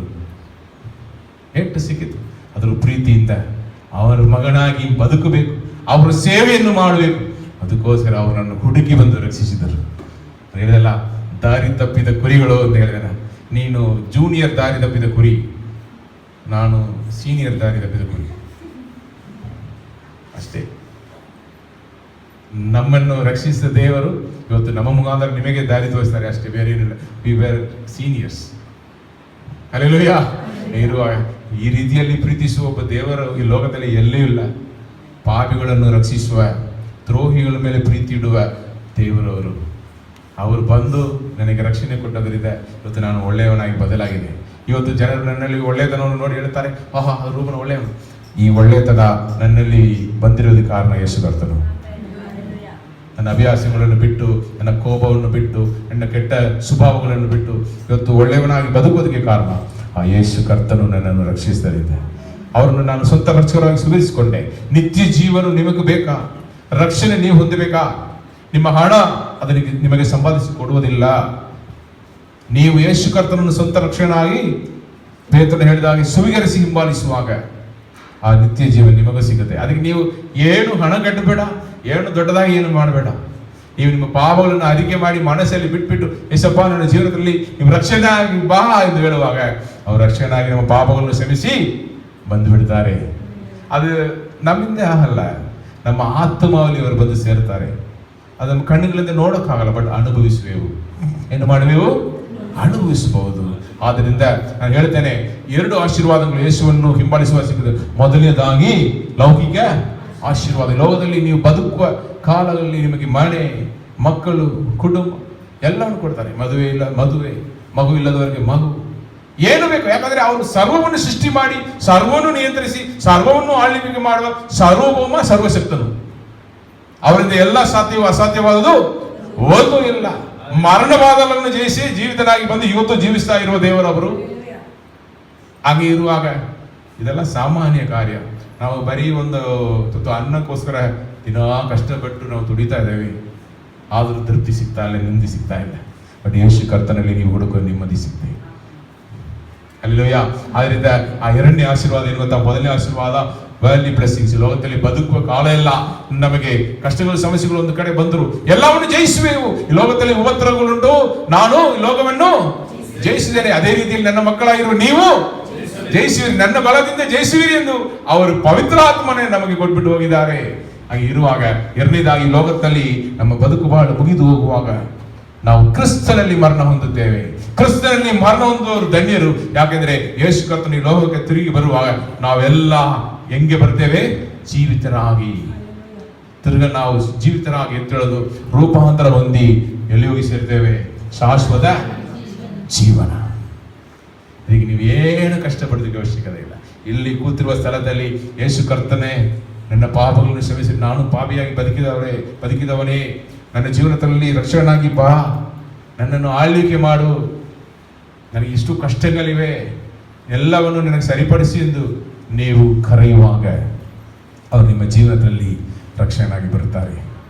ನೀವಾಗಿ ನಿಮ್ಮನ್ನು ರಕ್ಷಿಸೋದಕ್ಕಾಗಲ್ಲ. ನೀವಾಗಿ ಆರಿಸಿಟ್ಟಿರುವ ಆತ್ಮೀಯ ಜೀವನ ಅದು ನಿಜವಾದ ಆತ್ಮೀಯ ಜೀವನ ಅಲ್ಲರಿ. ನೀವು ಯೇಸು ಪಾದದಲ್ಲಿ ಒಪ್ಪಿಸಿಕೊಟ್ಟು ಅವರು ಹೇಳಿದ ಹಾಗೆ ಬದುಕುವಾಗ, ಅವರು ಕೊಟ್ಟಿರುವ ಆಜ್ಞೆಗಳನ್ನು ಅನುಸರಿಸಿ ಬದುಕುವಾಗ ನೀವು ರಕ್ಷಣೆ ಹೊಂದುವಿರಿ, ಶಾಶ್ವತ ಜೀವನವನ್ನು ಹೊಂದುವಿರಿ. ಅದಕ್ಕೆ ಅವರು ಕೊಟ್ಟಿರುವ ಆತ್ಮೀಯ ಜೀವನದಲ್ಲಿ ಬಹಳ ಪ್ರಾಮುಖ್ಯವಾದದ್ದು ಪ್ರಾರ್ಥನೆ. ಏನು ಮಾಡಬೇಕು? ಪ್ರಾರ್ಥನೆ. ಯಾವುದೋ ಒಂದು ರೂಪವನ್ನು ನೋಡಿ ಮಾಡೋದಕ್ಕೆ ಅವಶ್ಯಕತೆ ಇಲ್ಲ. ಹೃದಯಪೂರ್ವವಾಗಿ ಮಾಡಿದರೆ ಸಾಕು. ದೇವರು ಆತ್ಮ ಸ್ವರೂಪಿಯಾಗಿರುವುದರಿಂದ ನಾವು ನಮ್ಮಲ್ಲಿ ಇರುವ ಆತ್ಮ ಹಾಡಿ ಸ್ತುತಿಸಿ ಪ್ರಾರ್ಥನೆ ಮಾಡುವಾಗ ನಮಗೂ ದೇವರಿಗೂ ಏನಾಗುತ್ತದೆ, ಒಂದು ಸಂಬಂಧ ಉಂಟಾಗುತ್ತದೆ. ಅದಕ್ಕೆ ಯಾವುದು ರೂಪವ ಅವಶ್ಯಕತೆ ಇಲ್ಲ. ನಾವು ಆ ರೀತಿಯಲ್ಲಿ ಪ್ರಾರ್ಥನೆ ಮಾಡಿ ದೇವರೊಂದಿಗೆ ಅನ್ಯೋನ್ಯತೆಯಲ್ಲಿ ನಡೆಯುವಾಗ ಅವರ ವಾಕ್ಯಗಳ ಮುಖಾಂತರ ನಮ್ಮ ಜೊತೆಗೆ ಏನ್ ಮಾಡ್ತಾರೆ, ಮಾತನಾಡ್ತಾರೆ. ಯಾವುದು ಸರಿದಾರಿ, ಯಾವುದು ತಪ್ಪು ದಾರಿ, ಹೆಂಗೆ ನಡೆಯಬೇಕು, ಕಷ್ಟ ಸಮಸ್ಯೆಗಳಿಗೆ ಹೆಂಗೆ ನಂಬಿಕೆ ಇಡಬೇಕು, ಹೆಂಗೆ ಜಯಿಸಬೇಕು, ಎಲ್ಲವನ್ನು ಹೇಳಿಕೊಡುವೊಬ್ಬ ದೇವರಿದ್ದಾರೆ. ಈ ವಾಕ್ಯಗಳನ್ನು ನಾವು ಅನುಸರಿಸಿ ಓದಿ, ಒಂದು ವೇಳೆ ನಿಮ್ಗೆ ಅರ್ಥವಾಗ್ತಾ ಇಲ್ವಾ, ಸಭೆಗೆ ಬನ್ನಿರಿ, ನಾವು ಹೇಳಿಕೊಡುತ್ತೇವೆ. ಯಾವುದೋ ಒಂದು ಕಾಲದಲ್ಲಿ ಯಾವುದೋ ಒಂದು ಸಂಸ್ಕೃತಿಯಲ್ಲಿ ಕಲ್ಚರಲ್ಲಿ ಬರೆಯಲ್ಪಟ್ಟಿರುವ ವಾಕ್ಯವನ್ನು ಮೈಸೂರಲ್ಲಿ ಇರುವ ನಾವು, ಕರ್ನಾಟಕ ರಾಜ್ಯದಲ್ಲಿ ಇರುವ ನಾವು ಕನ್ನಡದಲ್ಲಿ ಅದನ್ನು ಕಲಿದು ನಮ್ಮ ಜೀವನದಲ್ಲಿ ನಾವು ಹಿಂಬಾಲಿಸುವುದಕ್ಕೆ ಸಾಧ್ಯತೆ ಉಂಟು. ಹಲ್ಲೆಲೂಯಾ. ಸಿಂಪಲ್ ಆಗಿ ನಾವು ಅದನ್ನು ಹಿಂಬಾಲಿಸಬಹುದು. ನಾನು ಹೇಳಿದೆಲ್ಲ, ಲೋಕವನ್ನೇ ಜಯಿಸುವುದು ಒಂದೇ ಒಂದು ಕಟ್ಟಲೆ, ನೀವು ನಿಮ್ಮನ್ನು ಪ್ರೀತಿಸುವ ಹಾಗೆ ನಿಮ್ಮ ಇತರರನ್ನು ಪ್ರೀತಿಸಲಿ. ನೀವು ನಿಮ್ಮನ್ನು ಪ್ರೀತಿಸಲಿ. ನೀವು ನಿಮ್ಮನ್ನು ಕೊಲೆ ಮಾಡ್ತೀರಾ? ನಿಮಗೆ ವಿರೋಧವಾಗಿ ವ್ಯಭಿಚಾರ? ನೋ. ಬೇರೆ ಕದಿಯುತ್ತೀರಾ? ಸುಳ್ಳು ಸಾಕ್ಷಿ ಹೇಳುವಿರಾ? ನಿಮಗೆ ವಿರೋಧವಾಗಿ ಯಾರ ಸುಳ್ಳು ಸಾಕ್ಷಿ ಒಪ್ಕೊಳ್ತೀರಾ? ಇಲ್ಲ ಬೇರೊಬ್ಬನ ಸೊತ್ತಿಗೆ ನೀವು ಆಸೆ ಪಡ್ತಿರಲಿಲ್ಲ. ನೀವು ನಿಮ್ಮನ್ನು ಪ್ರೀತಿಸುವ ಹಾಗೆ ಇದರನ್ನು ಪ್ರೀತಿಸುವಾಗ ಯಾವ ಪಾಪಗಳಲ್ಲಿ ನೀವು ತಲೆ ಹಾಕೋದಿಲ್ಲ. ತಂದೆ ತಾಯಿಯನ್ನು ಸನ್ಮಾನಿಸುವಿರಿ, ಅಲ್ಲಿ ನೀವು ಲೋಕವನ್ನು ಜಯಿಸುವ. Even you are the one following the constitution. ಈ ಸಂವಿಧಾನವನ್ನು ಹಿಂಬಾಲಿಸುವವರು ಸತ್ಯವೇದವನ್ನು ಹಿಂಬಾಲಿಸುವವರೇ. ಸಂವಿಧಾನದಲ್ಲಿ ನೀವು ಕೋರ್ಟ್ ಕೇಸಲ್ಲಿ ಹೋಗಿ ನೋಡಿರಿ, ಜೈಲಲ್ಲಿ ಇರುವವರೆಲ್ಲ ಕೈದವರೇ, ಕಳ್ಳತನ ಮಾಡಿದವರು, ಕೊಲೆ ಮಾಡಿದವರು, ವ್ಯಭಿಚಾರ ಮಾಡಿದವರು, ಇದರ ಸೊತ್ತಿಗೆ ಆಸೆ ಪಟ್ಟವರು, ತಂದೆ ತಾಯಿಯನ್ನು ಹೊಡೆದವರು, ತಂದೆ ತಾಯಿಗೆ ದುಃಖ ಕೊಟ್ಟವರೇ ಯಾರು ಜೈಲಲ್ಲಿ ಇದ್ದಾರೆ. ಆದರೆ ಈ ಕಟ್ಟಳೆಯನ್ನು ನೀವು ನಿಮ್ಮನ್ನು ಪ್ರೀತಿಸುವ ಹಾಗೆ ಇದರನ್ನು ಪ್ರೀತಿಸುವಾಗ, ಈವನ್ ಈ ಇಂಡಿಯನ್ ಕಾನ್ಸ್ಟಿಟ್ಯೂಷನ್ ಸಂವಿಧಾನವನ್ನು ಪೂರ್ಣವಾಗಿ ಹಿಂಬಾಲಿಸುವರು ಒಬ್ಬ ಕ್ರೈಸ್ತನೇ, ನೀವು, ನಾವು. ಆದ್ದರಿಂದ ಈ ಲೋಕದಲ್ಲಿಯೂ ಈ ಇಂಡಿಯನ್ನಲ್ಲಿಯೂ ನಾವು ಒಳ್ಳೆ ಸಿಟಿಸನ್ ಆಗಿ ಬದುಕೋದಕ್ಕೆ ಈ ಸತ್ಯವೇದ ನಮಗೆ ಸಹಾಯ ಮಾಡುತ್ತದೆ. ಇವತ್ತು ನಾವೆಲ್ಲರೂ ಒಪ್ಪಿಸಿಕೊಡೋಣ. ಈ ಹೊಸ ವರ್ಷದಲ್ಲಿ ನೀವೆಷ್ಟೋ ಕಷ್ಟ ಸಮಸ್ಯೆಗಳನ್ನು ನೀವು ಹೊತ್ತುಕೊಂಡು ಬಂದಿದ್ದೀರಿ. ಯೇಸು ಕರ್ತನು ಮಾತನಾಡಿದರು, ಮನುಷ್ಯರಿಂದ ಅಸಾಧ್ಯವಾದವುಗಳು ದೇವರಿಂದ ಸಾಧ್ಯವೇ. ಹಾಗಿರುವಾಗ ನೀವು 2025 ಪ್ರಯತ್ನಗಳನ್ನು ಮಾಡಿ ನಿಮ್ಮ ಹಣದಿಂದ, ನಿಮ್ಮ ಡಾಕ್ಟರ್ ಸಹಾಯದಿಂದ, ನಿಮ್ಮ ಸಂಬಂಧಿಕರು, ಫ್ರೆಂಡ್ಸು ಎಲ್ಲ ಕಡೆ ನೀವು ಸಹಾಯ ಕೋರಿ ನೀವು ಸೋಲುಗಳನ್ನು ಸಂಧಿಸಿ ಬಂದಿದ್ದೀರಿ. ಇದೆಲ್ಲ ನನ್ನ ಜೀವನದಲ್ಲಿ ನಡೀತಾ ಇಲ್ಲ, ನಾನು ಕಷ್ಟಪಡ್ತಾ ಇದ್ದೇನೆ ಹಂಗೆ ನೀವು ಹೇಳ್ತಾ ಇದ್ದೀರಿ. ಯೇಸು ಕರ್ತನು ಒಂದೇ ಮಾತಲ್ಲಿ, ಒಂದೇ ಲೈನಲ್ಲಿ ಹೇಳಿಬಿಟ್ಟರು, ಮನುಷ್ಯರಿಂದ ಅಸಾಧ್ಯವಾದವುಗಳು ದೇವರಿಂದ ಸಾಧ್ಯ. ಯೇಸು ಕರ್ತನ ಬಳಿಗೆ ಬನ್ನಿರಿ, ನೀ ಹುಡುಕುವ ನೆಮ್ಮದಿಯನ್ನು. ಹೊರೆ ಹೊತ್ತೋರೆ ನನ್ನ ಬಳಿಗೆ ಬನ್ನಿರಿ, ನಾನು ನಿಮಗೆ ವಿಶ್ರಾಂತಿಯನ್ನು ಕೊಡುವೆನು ಎಂದು ವಾಗ್ದಾನ ಕೊಟ್ಟಿದ್ದಾರೆ.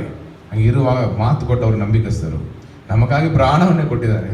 ಈ ಲೋಕದ ಕಾರ್ಯಗಳನ್ನು ಕೊಡಲ್ವಾ? ಆರೋಗ್ಯ ಕೊಡಲ್ವಾ? ಖಂಡಿತವಾಗಿ ಕೊಡ್ತಾರೆ. ನಾವು ಒಪ್ಪಿಸಿಕೊಡೋಣ. ಈ ಒಂದು ಹೊಸ ವರ್ಷದಲ್ಲಿ ನಾನು ಯೇಸುವೊಂದಿಗೆ ನಡೆಯುವೆನು. ಯೇಸುವೇ ನನ್ನ ಜೀವನದಲ್ಲಿ ರಕ್ಷಕನಾಗಿ ಬನ್ನಿರಿ. ನಾನು ನನ್ನ ಪಾಪಗಳನ್ನು ಅರಿಕೆ ಮಾಡುತ್ತೇನೆ. ನಿಮಗೆ ಒಂದು ವೇಳೆ ನಿಮ್ಮ ಪಾಪಗಳು ಜ್ಞಾಪಕ ಬಂದರೆ, ಸ್ಮರಣೆಗೆ ಬಂದರೆ, ಯಾರಿಗೂ ಗೊತ್ತಾಗಲ್ಲ, ನಿಮ್ಮ ಮನಸ್ಸಲ್ಲಿ ಅದನ್ನು ಅರಿಕೆ ಮಾಡಿ, ಅಪ್ಪ ನಿಗೆಲ್ಲ ಮಾಡಿದೆ, ನನ್ನನ್ನು ಕ್ಷಮಿಸಿಬಿಡಿ. ಈ ಹೊಸ ವರ್ಷದಲ್ಲಿ ನಾನು ಆಶೀರ್ವಾದ ಹೊಂದಿದವಳಾಗಿ ಬದುಕಬೇಕು. ನನಗೂ ರಕ್ಷಕನು ಬೇಕು, ರಕ್ಷಣೆ ಬೇಕು, ನಿತ್ಯ ಜೀವ ಬೇಕು. ನನಗೆ ಮಾತ್ರ ಅಲ್ಲ, ನನ್ನ ಕುಟುಂಬದಲ್ಲಿ ಇರುವ ಎಲ್ಲರಿಗೂ, ನನ್ನ ಫ್ರೆಂಡ್ಸ್ಗೂ ಬೇಕು. ನಾವು ಒಪ್ಪಿಸಿಕೊಡೋಣ.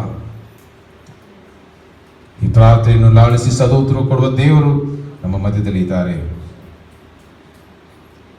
ನೀವು ಹೆದರಬೇಡಿರಿ. ಹೊಸ ವರ್ಷದಲ್ಲಿ ಅಸಾಧ್ಯವಾದ ಕಾರ್ಯಗಳೆಲ್ಲ ನೀವು ನಂಬಿ ಒಪ್ಪಿಸಿಕೊಟ್ಟು ದೇವರ ಕಟ್ಟಳೆಗಳನ್ನು ನೀವು ಹಿಂಬಾಲಿಸಿ ನಡೆಯುವುದಾದರೆ, ಈಗ ಲೋಕದಲ್ಲಿ ನಿಮಗೆ ಎಲ್ಲ ತಡೆಗಳು ನೀಗಿಸಿ, ಎಲ್ಲ ಅಸಾಧ್ಯವಾದ ಕಾರ್ಯಗಳನ್ನು ಸಾಧ್ಯಪಡಿಸಿ, ನಿಮಗೆ ಒಳ್ಳೆಯ ಆರೋಗ್ಯವನ್ನು ಕೊಟ್ಟು ನಿಮ್ಮನ್ನು ಆಶೀರ್ವದಿಸಿ, 2026 ಮಾತ್ರ ಅಲ್ಲ, ಬರುವ ನೀವು ಬದುಕುತ್ತಾ ಇರುವ ಜೀವಮಾನವೆಲ್ಲ ನೀವು ಆಶೀರ್ವಾದ ಹೊಂದಿದವರಾಗಿ, ಆಶೀರ್ವಾದ ನಿಮ್ಮ ಜೊತೆ ನೆಲೆಗೊಂಡಿರುವ ಹಾಗೆ ನಿಮ್ಮನ್ನು ಸಾಕ್ಷಿಯಾಗಿ ನಿಲ್ಲಿಸುವುದಕ್ಕೆ ಶಕ್ತನಾಗಿದ್ದಾರೆ. ಒಪ್ಪಿಸಿಕೊಡೋಣ. ಪರಿಶುದ್ಧ ತಂದೆಯೇ, ಈ ಸುಂದರವಾದ ಮುಂಚಾಣೆ ವೇಳೆಯಲ್ಲಿ ಈ ವಾಕ್ಯದ ಮುಖಾಂತರ ಸುಂದರವಾದ ನಮ್ಮನ್ನು ಬಲಪಡಿಸುವಂತ, ನಮಗೆ ನಂಬಿಕೆಯನ್ನು ಭರವಸೆಯನ್ನು ತರುವಂತ ವಾಕ್ಯವನ್ನು ನೀವು ನಮಗೆ ದಯಪಾಲಿಸಿಕೊಟ್ಟಿರಬೇಕಾಗಿ ನಿಮಗೆ ವಂದನೆಗಳು ಸಲ್ಲಿಸ್ತೇವಪ್ಪ. ಮನುಷ್ಯರಿಂದ ಅಸಾಧ್ಯವಾದವುಗಳು ದೇವರಿಂದ ನಿಮ್ಮಿಂದ ಸಾಧ್ಯ ಎಂದು ನಾವು ನಂಬುತ್ತೇವೆ. ನನ್ನ ಜೊತೆಗೆ ಎಷ್ಟು ಜನರು ನಂಬಿ ಒಪ್ಪಿಸಿಕೊಟ್ಟಿದ್ದಾರೆ, ಅವ್ರಿಗೆ ಎಷ್ಟು ದೊಡ್ಡ ಸಮಸ್ಯೆಗಳು ಅವ್ರ ಜೀವನದಲ್ಲಿ ಅವರು ಹಾದು ಬರ್ತಾ ಇದ್ದರು. ಕಣ್ಣೀರಿನ ಹಾದಿ, ನೋವು, ಕಷ್ಟ, ರೋಗಗಳು. ಡಾಕ್ಟರು ಕೈ ಬಿಟ್ಟಿದ್ದಾರೆ, ಮನುಷ್ಯರು ಕೈ ಬಿಟ್ಟಿದ್ದಾರೆ. ನನಗೆ ಪ್ರೀತಿ ಇಲ್ಲ, ನನಗೆ ಜೊತೆಗಾರನ ಇಲ್ಲ. ಎಷ್ಟೋ ಈ ರೀತಿಯ ಸಮಸ್ಯೆಗಳು. ವ್ಯಾಪಾರ ನಷ್ಟಪಟ್ಟು ಇರುವವರು, ಕೆಲಸ ಇಲ್ಲದೆ ಇರುವವರು, ಮದುವೆ ಆಗದೆ ಇರುವವರು, ಮಗು ಇಲ್ಲದೆ ಇರುವವರು, ಮುರಿದು ಹೋಗಿರುವ ಸಂಬಂಧಗಳು. ಎಷ್ಟೋ ಕುಟುಂಬಗಳು ಮುರಿದು ಹೋಗಿ, ಒಡೆದು ಹೋಗಿ ಬೇರೆ ಬೇರೆಯಾಗಿ ಇರುತ್ತಾರೆ. ದೆವ್ವ ಕಾಟದಿಂದ ಬಾಧಿಸಲ್ಪಟ್ಟವರು, ರೋಗದಿಂದ ಇದು ನನಗೆ ವಾಸಿಯಾಗ್ತಾ ಇಲ್ಲ ಎಂಬ ಪರಿಸ್ಥಿತಿಯಲ್ಲಿ ಇರುವವರು ನಿಮ್ಮನ್ನು ಹುಡುಕಿ ಬಂದಿದ್ದಾರೆ. ಏಸಪ್ಪ, ಯಾರೆಲ್ಲ ನಿಮ್ಮನ್ನು ಸ್ವಂತ ರಕ್ಷಕನಾಗಿ ಸ್ವೀಕರಿಸಿ, ಈ ದೇವರು ನನಗೆ ಬೇಕು, ಈ ರಕ್ಷಕನು ನನಗೆ ಬೇಕು, ಈ ಆಶೀರ್ವಾದಗಳು ನನಗೂ ಬೇಕು, ಇಮ್ಮಡಿ ಆಶೀರ್ವಾದಗಳು, ಈಗ ಲೋಕದಲ್ಲಿ ಬರುವ ಲೋಕದಲ್ಲಿ ಇರುವ ಆಶೀರ್ವಾದಗಳು ನನಗೂ ನನ್ನ ಕುಟುಂಬದಲ್ಲಿ ಇರುವವರೆಗೂ ಬೇಕೆಂದು ಬಯಸಿ ಒಪ್ಪಿಸಿಕೊಳ್ಳುವ ಪ್ರತಿಯೊಬ್ಬರ ಜೀವನದಲ್ಲಿ ಇರುವ ಕಷ್ಟಗಳು, ಸಮಸ್ಯೆಗಳು, ರೋಗಗಳು, ದೆವ್ವಕಾಟ, ಎಲ್ಲ ಸೈತಾನ ಕ್ರಿಯೆಗಳು ಯೇಸುವಿನ ನಾಮದಲ್ಲಿ ಈ ಕ್ಷಣದಲ್ಲಿ ಅಗಲಿ ಹೋಗಲಿ. ನಿಮ್ಮನ್ನು ನಂಬಿ ಇಲ್ಲಿ ಹುಡುಕಿ ಬಂದಿರೋವರಿಗೆ ನೀವು ಒಳ್ಳೆಯದನ್ನು ಮಾಡುವ ದೇವರಪ್ಪ. ನೀವು ಅವರಿಗೆ ಬಿಡುಗಡೆಯನ್ನು ಕೊಟ್ಟು ರೋಗಗಳನ್ನು ವಾಸಿ ಮಾಡಿ, ಬೆಳಗಿನದನ್ನು ನೀಗಿಸಿ, ಅಗತ್ಯತೆಗಳೆಲ್ಲವನ್ನು ಪೂರೈಸಿ, ಪವಿತ್ರ ಆತ್ಮನಿಂದ ತುಂಬಿಸಿ, ರಕ್ಷಣೆಯನ್ನು, ನಿತ್ಯ ಜೀವನ ದಯಪಾಲಿಸಿಕೊಟ್ಟು ಅಪ್ಪ, ನೀವು ಅವರನ್ನು ನಿಮ್ಮ ಮಕ್ಕಳಾಗಿ, ಮಗನೇ ಮಗಳೇ ಇನ್ನು ಮುಂದೆ ನಿಮ್ಮ ಸ್ವರ ಹೇಳುವ ರೀತಿಯಲ್ಲಿ ಅವರೊಂದಿಗೆ ನೀವು ಅನ್ಯೋನ್ಯತೆಯಲ್ಲಿ ಇದ್ದು ಅವರನ್ನು ಸಾಕ್ಷಿಯಾಗಿ ನಿಲ್ಲಿಸಬೇಕು ಎಂದು ನಾನು ಪ್ರಾರ್ಥಿಸ್ತೇನೆ. 2026 ಮಾತ್ರ ಅಲ್ಲ, ಬರುವ ಎಲ್ಲಾ ಜೀವಮಾನವೆಲ್ಲ ಅವರ ಆಶೀರ್ವಾದ ಹೊಂದಿದವರಾಗಿ ಬದುಕಲಿ ಅಪ್ಪ. ನಿಮ್ಮ ನಾಮವನ್ನು ಮಹಿಮೆಪಡಿಸಲಿ, ನಿಮ್ಮ ನಾಮವನ್ನು ಮಹಿಮೆಪಡಿಸಲಿ. ಬಂದಿರುವ ಪ್ರತಿಯೊಬ್ಬ ಕುಟುಂಬಗಳನ್ನು ಆಶೀರ್ವದಿಸಲಿ, ವ್ಯಕ್ತಿಗವಾಗಿ ಬಂದಿರುವವರನ್ನು ಆಶೀರ್ವದಿಸಲಿ. ಅವರಲ್ಲಿ ಮಾಡಿದ ಪ್ರಾರ್ಥನೆಗೆ ನೀವು ಸದುತ್ತರ ಕೊಡಿರಿ. ಈ ಸಭೆಯಲ್ಲಿ ಅವರು ತಿರುಗಾ ಬಂದು ಈ ಆರಾಧನೆ ನನಗೆ ಆಶೀರ್ವಾದಕರವಾಗಿತ್ತು, ಅಲ್ಲಿ ದೇವರು ಮಾತನಾಡಿ ನನಗೆ ಬಿಡುಗಡೆ ಕೊಟ್ಟರು ಎಂದು ಸಾಕ್ಷಿ ಹೇಳು ಹಾಗೆ ನಿಮ್ಮ ನಾಮವನ್ನು ಮಹಿಮೆಪಡಿಸಬೇಕು ಎಂದು ಪ್ರೀತಿ ಉಲ್ಲಾಸದಲ್ಲಿ ಒಪ್ಪಿಸಿಕೊಟ್ಟು ಪ್ರಾರ್ಥನೆ ಮಾಡುತ್ತೇನೆ. ಯೇಸುವಿನ ನಾಮದಲ್ಲಿ ಬೇಡಿ ಹೊಂದಿಕೊಳ್ಳುತ್ತೇವೆ ಪ್ರೀತಿಯ ತಂದೆಯೇ.